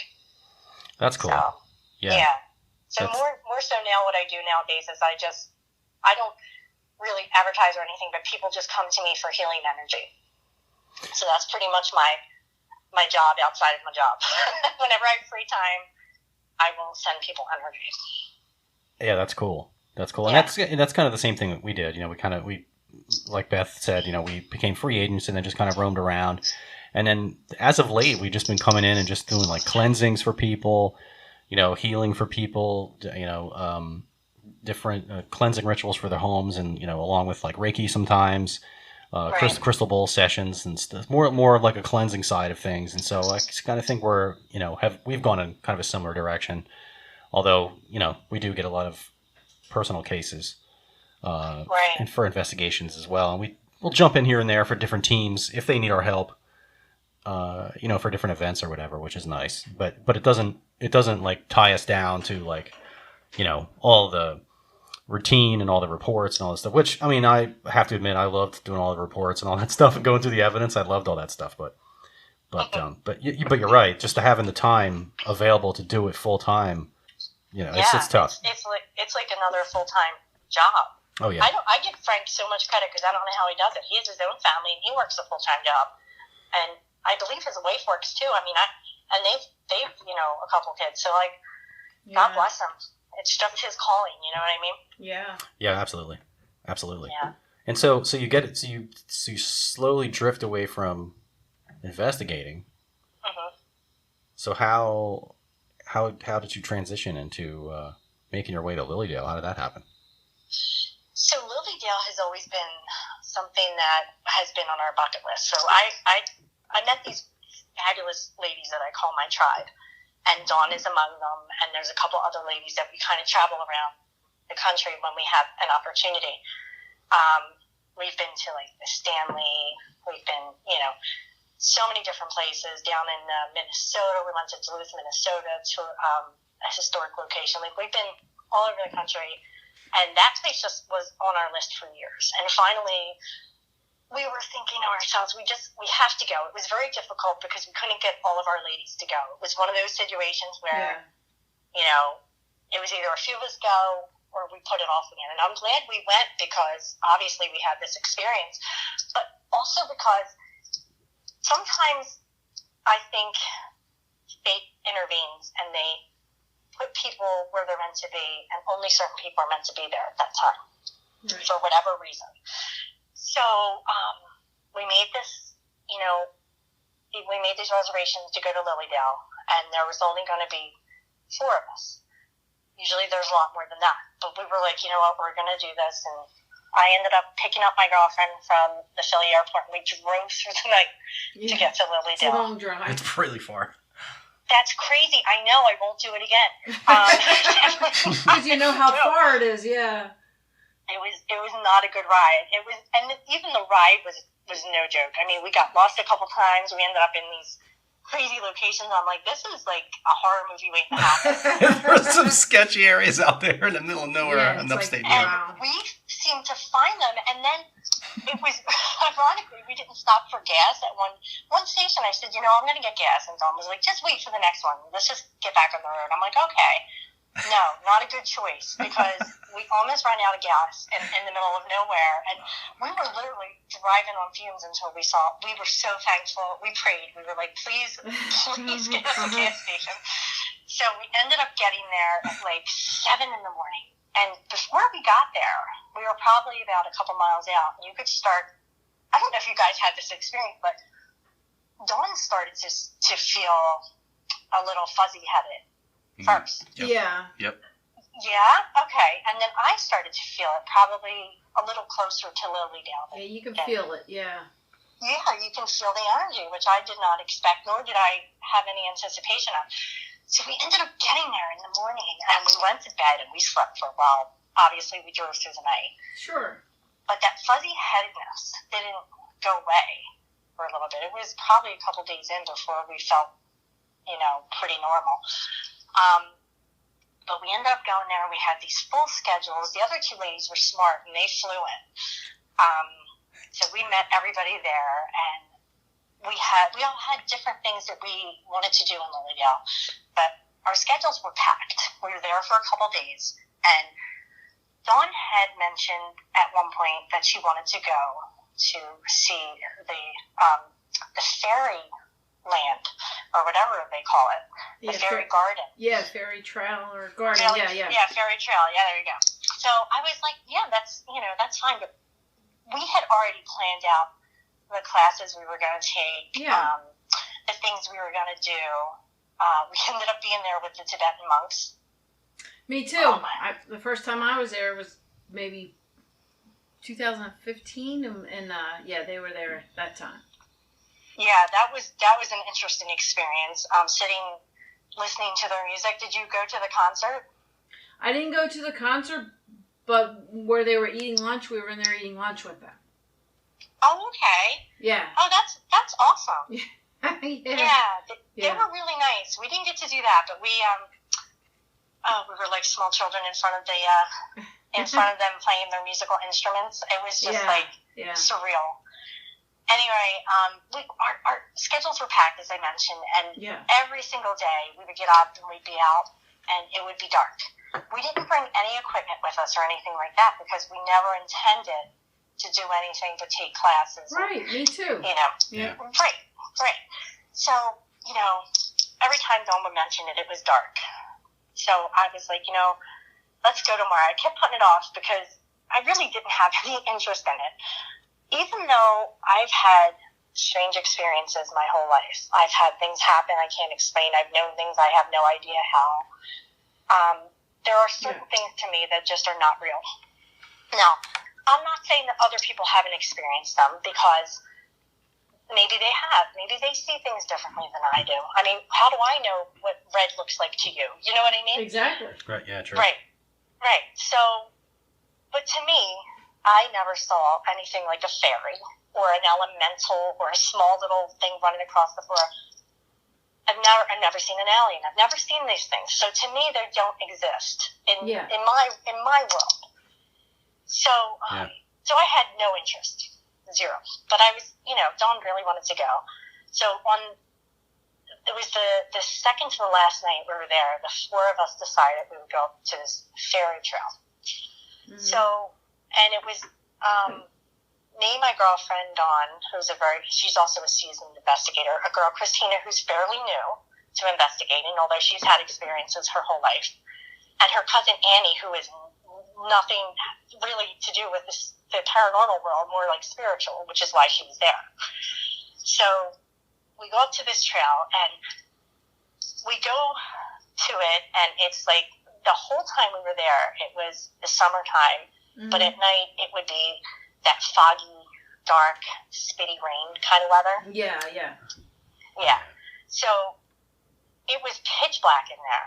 And we go to go into the trail, and a cat comes out of nowhere. This big cat, and sits like right there, like almost like warning us not to go in. Oh wow, yeah. Right. So we were like, I was like, I'm going. I don't care, you know. Yeah. And but you know, Christine and Annie were having, especially Annie was like, no, it's not happening, you know. So I said, okay, you know what?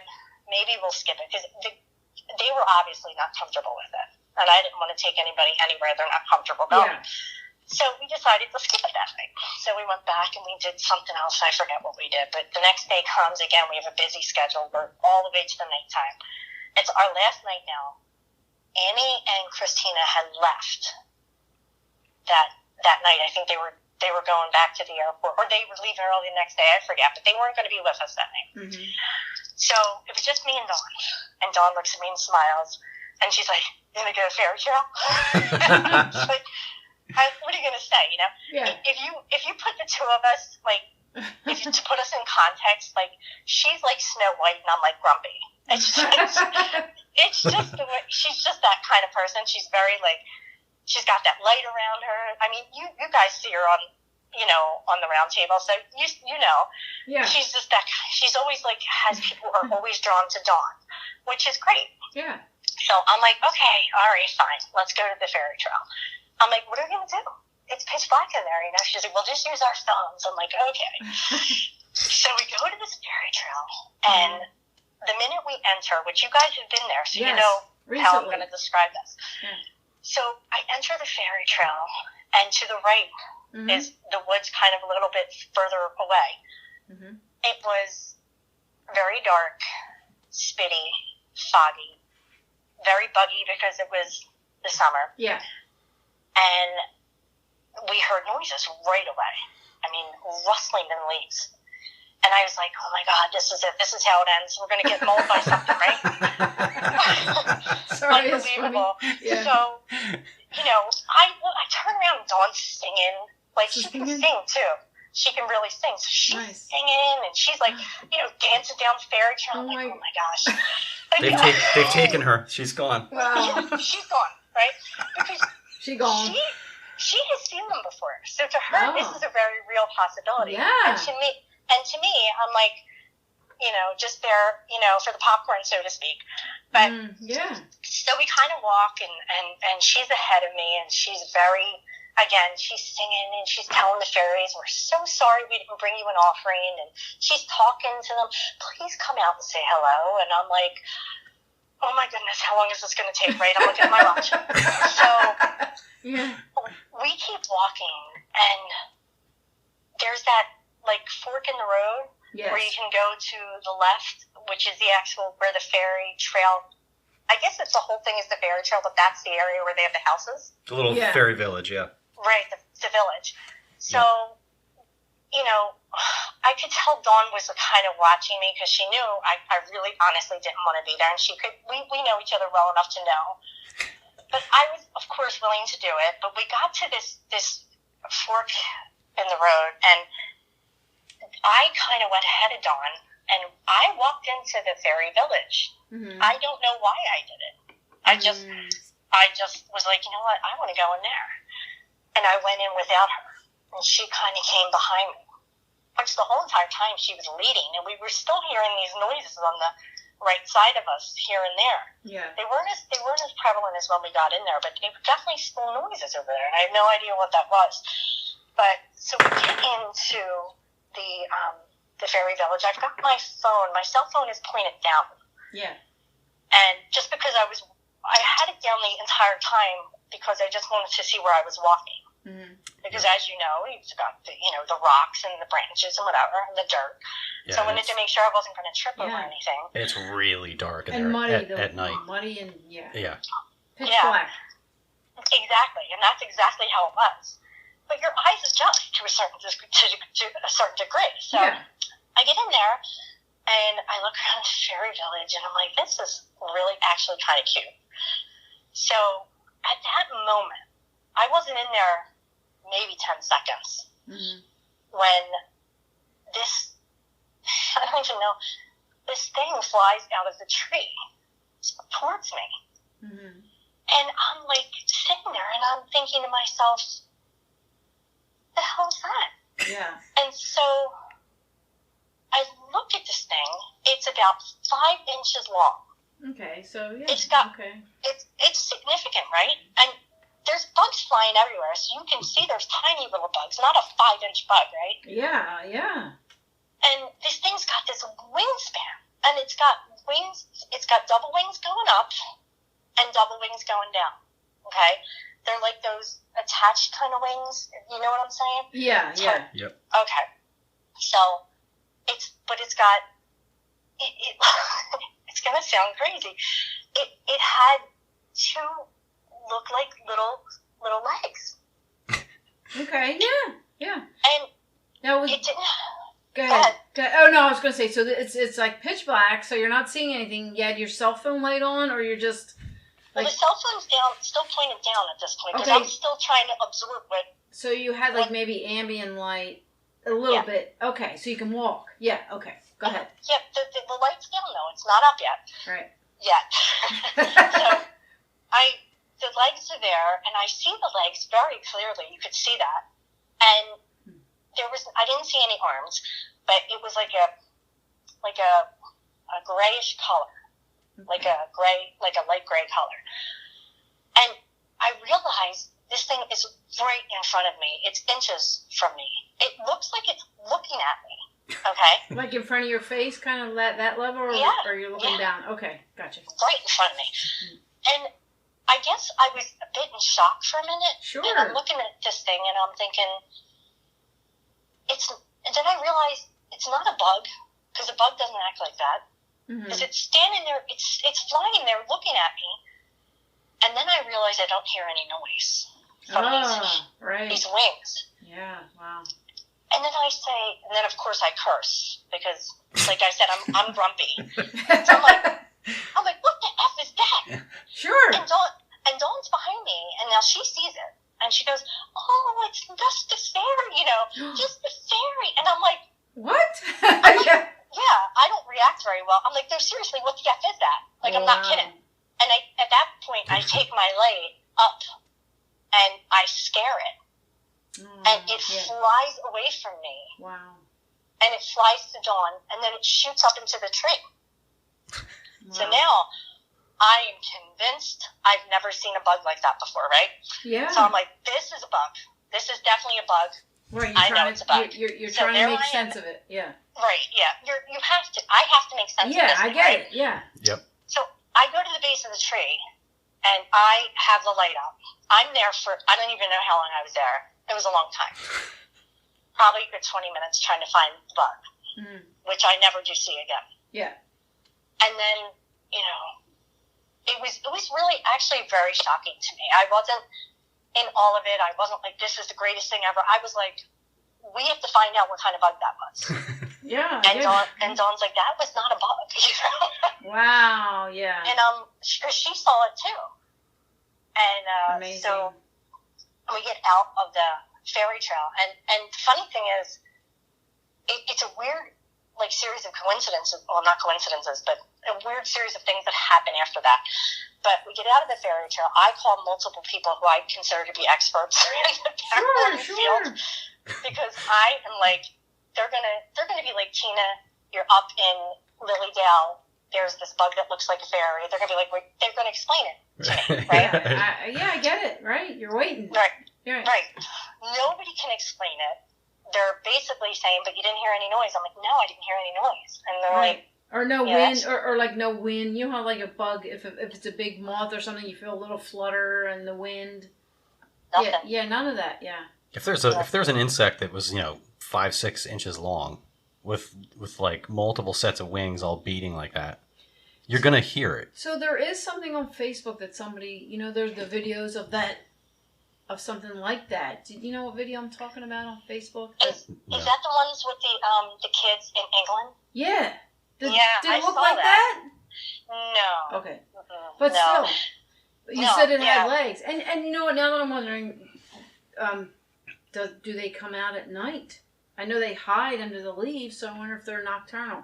Okay, continue. I'm sorry. No, it's fine. No, that's a good point you're making. I mean, Yeah. I know nothing about fairies because until that moment, and Me until neither. Yeah. all the evidence that happened after, I had no idea that they existed. I never expected to see one. So That's amazing. I know, it was amazing.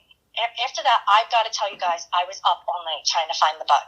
Like, no, I'm not kidding. I literally went on every website there was because to me, upstate New York is different than where I live. Yeah. And so I thought there's got to be an explanation. I looked through hundreds and hundreds of pictures all night. And Dawn's like, she's like, you're not going to find it. I never did. That would drive me more crazy that I couldn't find anything like it, on the internet. But I could picture you, Tina, being up all night doing that. I don't blame you. I would have done the same thing. I was so shaken by the experience, and I couldn't believe it. I was shocked. And even Dawn said that. She's like, I've never seen you so shaken before. And I'm like, I've never been so shaken in my life because that was in the no believe box.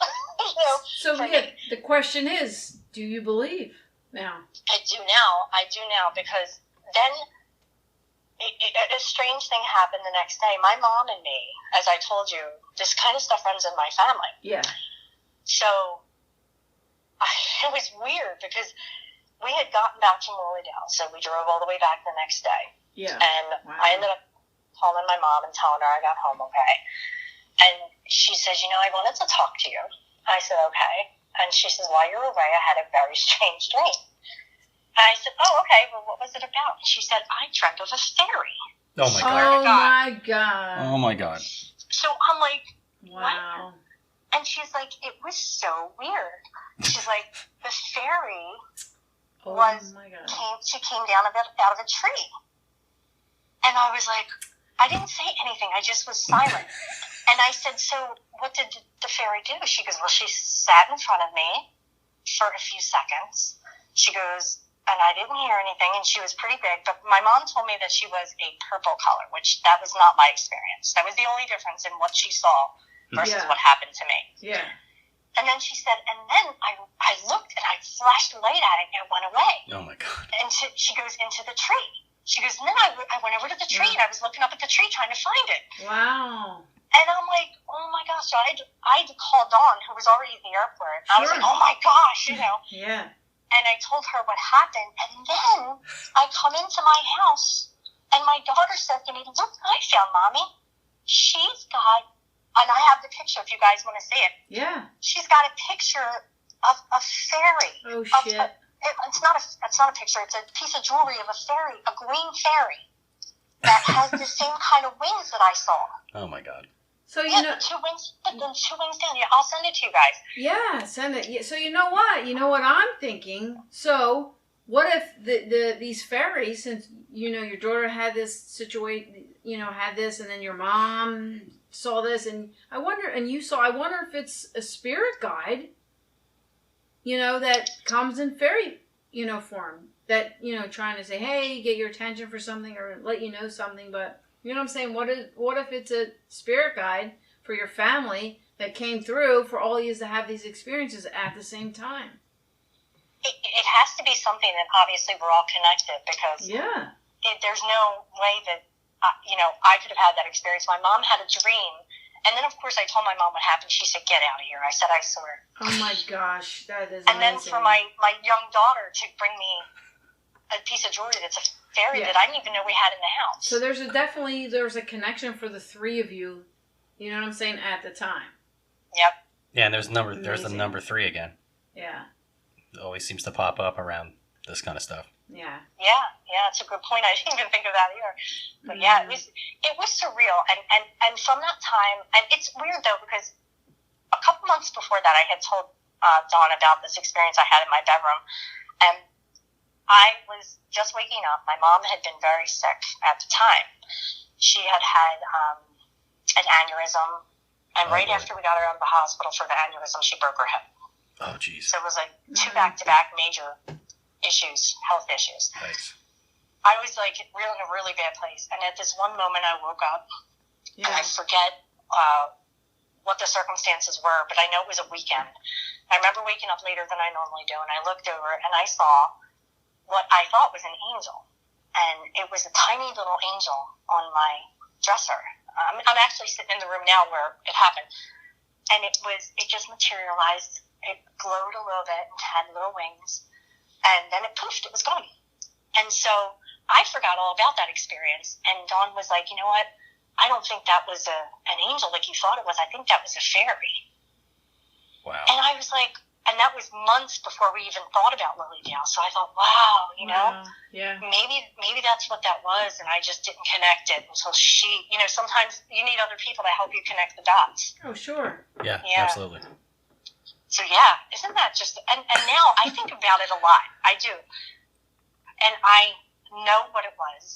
So you said you want to go back to Lilydale because of the road trip, but maybe we could fly into there. Would you go back? Yeah, we're definitely flying next time. I'm not doing that road trip again. Or somebody else has to drive, because Mike drove and it was okay. He didn't mind, but yeah. That's a long drive. It's a long drive.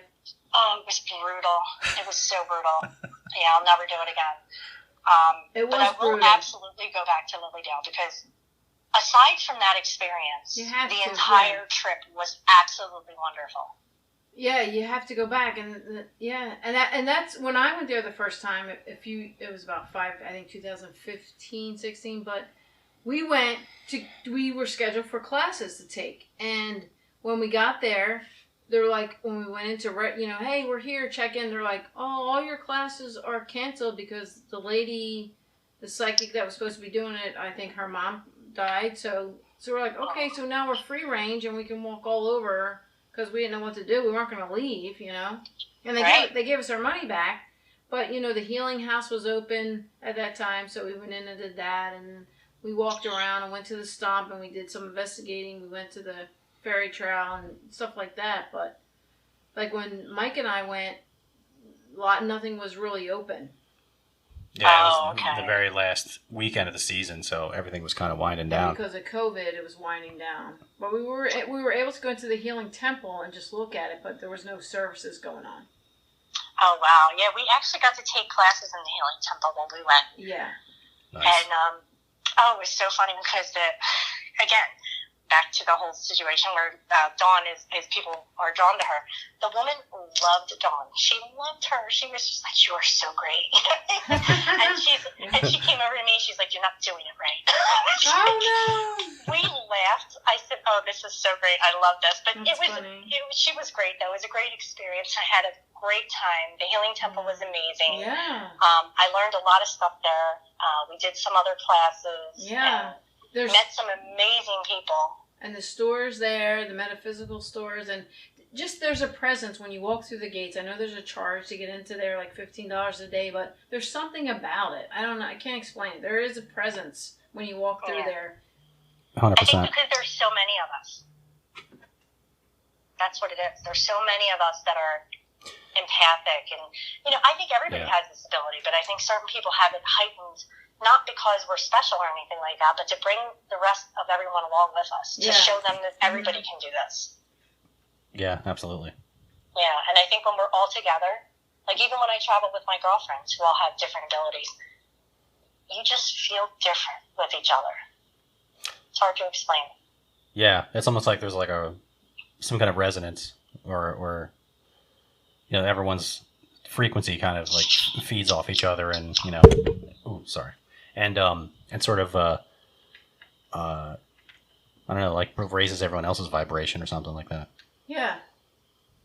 Yeah, exactly. Your vibration is definitely raised when you're around other people who are like-minded and that, you guys, it's like camaraderie. You guys, there's no judgment. And I think that's, you don't feel odd. That's true. And there's certain people, that you would and would not bring to Lilydale. Exactly. Yeah. I would tell everybody about Lilydale, but I don't know that everybody would be open-minded to go. Mm-hmm. Yeah, that's true. Yeah. Yeah, they have kids classes, and I actually, offered to take my kids because, there's a point in time when they realize that they're different, and And I told them that, and then they said they didn't really want to go. I gave them a choice. I said, we can go to Lilydale or we can do this other thing. And they chose the other thing, and that's fine too. Like, they have to be able to make their own decisions and find their own path as well. Exactly. Yeah, true. Maybe when they're older, they may want to go, but you give them a choice, and that's it. That's all you can do. Yeah. Yep. And it was more for them to know that there were other kids that had this kind of ability. Yeah. That's a big part of it. Yeah. Right, but my Sophia said, she goes, you have your friends, Mom, and I just talked to them. She have all their cell phone numbers, and I'm like, okay. Yeah, that's good. As long as they have somebody to talk to. Yeah. Right, exactly. And they don't have to always talk to me about it, because I'm sure they get sick of hearing me talk. I'm like, come on in. Yeah, exactly. Pull up a chair. Yeah, exactly. But yeah, we should all do Lilydale together. That'd be great. I would go. Would you? Yeah, that'd be amazing. I would go again. I mean, you just can't do everything in one day, and you need to stay there for a weekend, 3 or 4 days, just to get it. Yeah. The vibration and the energy and all that, and you just, Yeah, that's what we did. We stayed for 4 nights, 5 days. Oh, that's a long time. We were only like 2 nights because they were closing and it was done. Yeah, it was the last weekend. And we just wanted to get there and kind of experience it. Yeah, just experience the grounds because where do we stay? The Angel House. Angel House. So, that's where we stayed. You did? Which room? That's crazy. What room did you stay in? We stayed in the top room, so when you go in, you were all the way up. Remember, we went all the way up, and we were to the left. Okay. Left room. Yep. So which was interesting because when I was told you I was there in like 2015, the psychic medium Simon he lives right next door, and he's the only person that I ever got a reading from, and we continued friends on Facebook, and we did some events that he was at. So when we went there in September, he lives right next door to there. So he's there all year round. That's his house. Oh, wow. I didn't know that. Yeah, so that was cool because we were like, oh, that's the guy that did my reading, But, he's there all year round. Where the Angel House, they go back, North Carolina? They're like doctors or something from North Carolina. Right, they go back. They don't stay there. It's only seasonal for them. And when we were there, they were like, oh, it's a particularly cold season for us. So because we went up there, you needed like a coat.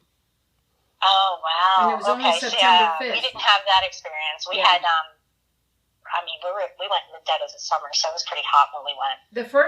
The first time I went in the dead of the summer, but we stayed across the street, across the street, it was called, Mike, what's the name? Leolin Hotel? Yeah, how you say that? Leolin Hotel? Yeah, and that was right across the street, and that's from 1700. That's where it originated, right across the street, that White House on the lake. Like, the entrance where you walk in, so if you look to the right, there's an old house that's older than any of the houses in Lilydale, because we couldn't get in and stay inside, so we stayed there, which there's only a handful of people there that they let us investigate there.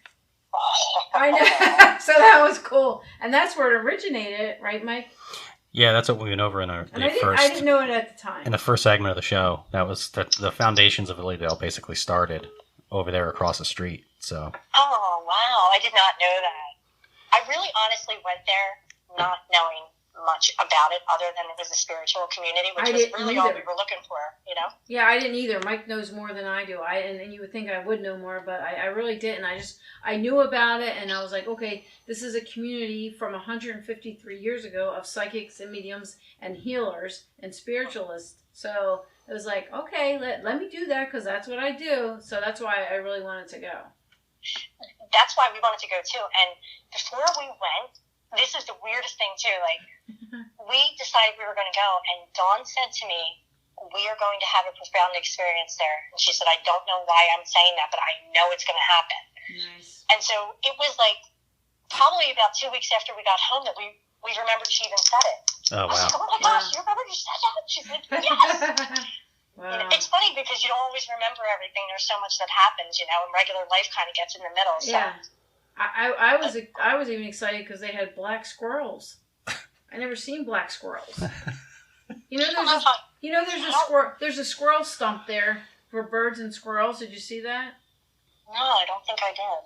Okay. But I did go into the pet area. They did have a pet area, right? I did go there. The pet area I think was in the back. They didn't have it this time, like where they have the they grow the vegetation and all that. That was in the back. They didn't have it when Mike and I went, but yeah, I remember seeing it. There's a dedication to squirrels and birds.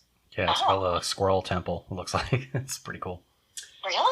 Yeah, check it out. Yeah, you know how they have what is the other store? It's like a general store or something. Yeah, on the road next to the healing center. Mm-hmm. Okay, so right next to there's a squirrel area, and you can't see it probably because of the trees up, but you go through the trees, and I'm like, oh my god, they're feeding all these squirrels. You know, back home, we'd be like, don't feed the squirrels, we're eating the bird feed, So there was squirrels and a bird feeder on this big stump, and I just never seen black squirrels before. That was my first time to see black squirrels. They almost look like little cats. Yeah, it was interesting to see black squirrels, but yeah. I don't remember seeing them at all. It's funny. Yeah. Maybe we did, and I just don't. It didn't register. You know what I mean? Because there was so much else going on. Exactly. Yeah. Now, if you next time you go, Tina, you're gonna remember all the black squirrels. I am. I'm gonna go looking for the squirrel stump. Yeah. We did the stump a couple times, and that was amazing too. Like, there's so many amazing people there, and psychics, and you can just feel there's an energy about it, and like what you were saying, I agree. Like, you can't explain it, but it's there. It's there. Yeah. Oh yeah, There's that fuzzy head feeling you were talking about earlier, Tina. Like we had it the entire time we were there, and especially the whole time we were up walking through the fair trail for like a couple hours. We had it in there the whole entire time, really strong. Yeah. Oh, that's interesting. Yeah, we had it for the first. I'd say for myself, I had it for the first 2 days, and then by the third day, I was pretty. It almost seemed like. I remember going to the Stanley and having that, because the air is so thin there, having a little bit of that when I was there, but it only lasted one night at the Stanley. Yeah. I know it was definitely different. It definitely felt different, but it's kind of similar in that aspect where your head's just a little bit fuzzy. Well, yeah, I think because after a couple of days, you kind of get used to that vibration. That maybe. Higher vibration. There's definitely a high vibration there that's, through the whole community, and it takes a few days to get adjusted. To that vibration, Right. Yeah, for sure. Well, I want to thank you, Tina, for coming on and sharing your adventure with us. It was great to, of all the things that happened to us, we didn't have anything take place for us in the fairy trail. And I was like Dawn. I was super excited to go and have something happen in there, but nothing happened. Apparently you need a skeptic. Yeah, there you go. And you know me, Dawn. I'm not one. I am a believer. Yeah. So it was. The stump was interesting. It was nice to hear your adventure. In there, it kind of rounded out the episode, which is pretty cool. Yeah. But yeah, we had some interesting stuff happening on our walk around the village, which was deserted by that point because it was the end of the season. So that was kind of cool. And it was a little. At night it rained. It was like a little chilly. It was cold. It was in the 50s. It was cold compared to Jersey. Yeah. Yeah, I think maybe it just does that a lot because every night we were there, it was like misty, foggy. Yeah. Yep. Yeah, but thank you guys so much for having me on. I really appreciate it. Thank you for coming on. It was exciting, and I loved having you. Oh, I loved telling you guys my story, and I will send amazing. I will text you the picture. Yeah, absolutely. Oh, yeah, thank cool. you. I gotta find that little fairy trinket, whatever it was, but I'll send it to you. Yeah, it's amazing. Yeah, we want to see that. Yeah. All right, Tina. We will. We'll see you. See you next time. Yep. Next discussion. Have a good night. You too. Good night. Thank you. Good night, guys. Take care. You too. Bye. Okay, well, there you have it, folks. That was our friend Tina Fleming and her adventures in Lilydale. I want to thank you all for joining us after the super long break. It was first intended to be a mid-season break, and it's turned into a super long break. So I wanted to do an extra super duper episode, and I want to thank you all for joining us. And we will see you next time back here in the bunker.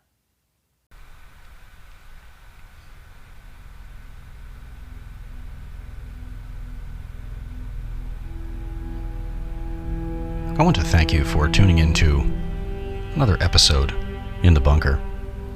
If you enjoy this podcast, there are a few things that you can do to help support the show.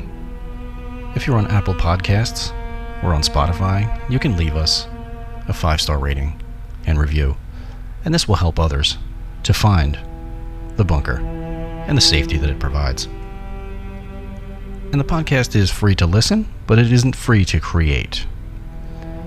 So I urge you that if you enjoy the podcast, go to our homepage and click that support tab and just help support the show. This will allow us to provide much more content moving forward. You can also just share our page on social media. The Bunker is located on Twitter at InTheBunkerCast. Again, that is InTheBunkerCast on Twitter. Also, you can send us a direct email at mailtothebunker@gmail.com. That's mailtothebunker@gmail.com. If you're experiencing some strange activity or just want to tell your story, feel free to shoot us a message either on Twitter or at Gmail. Again, I want to thank you for tuning in, and we look forward to seeing you next time in the bunker.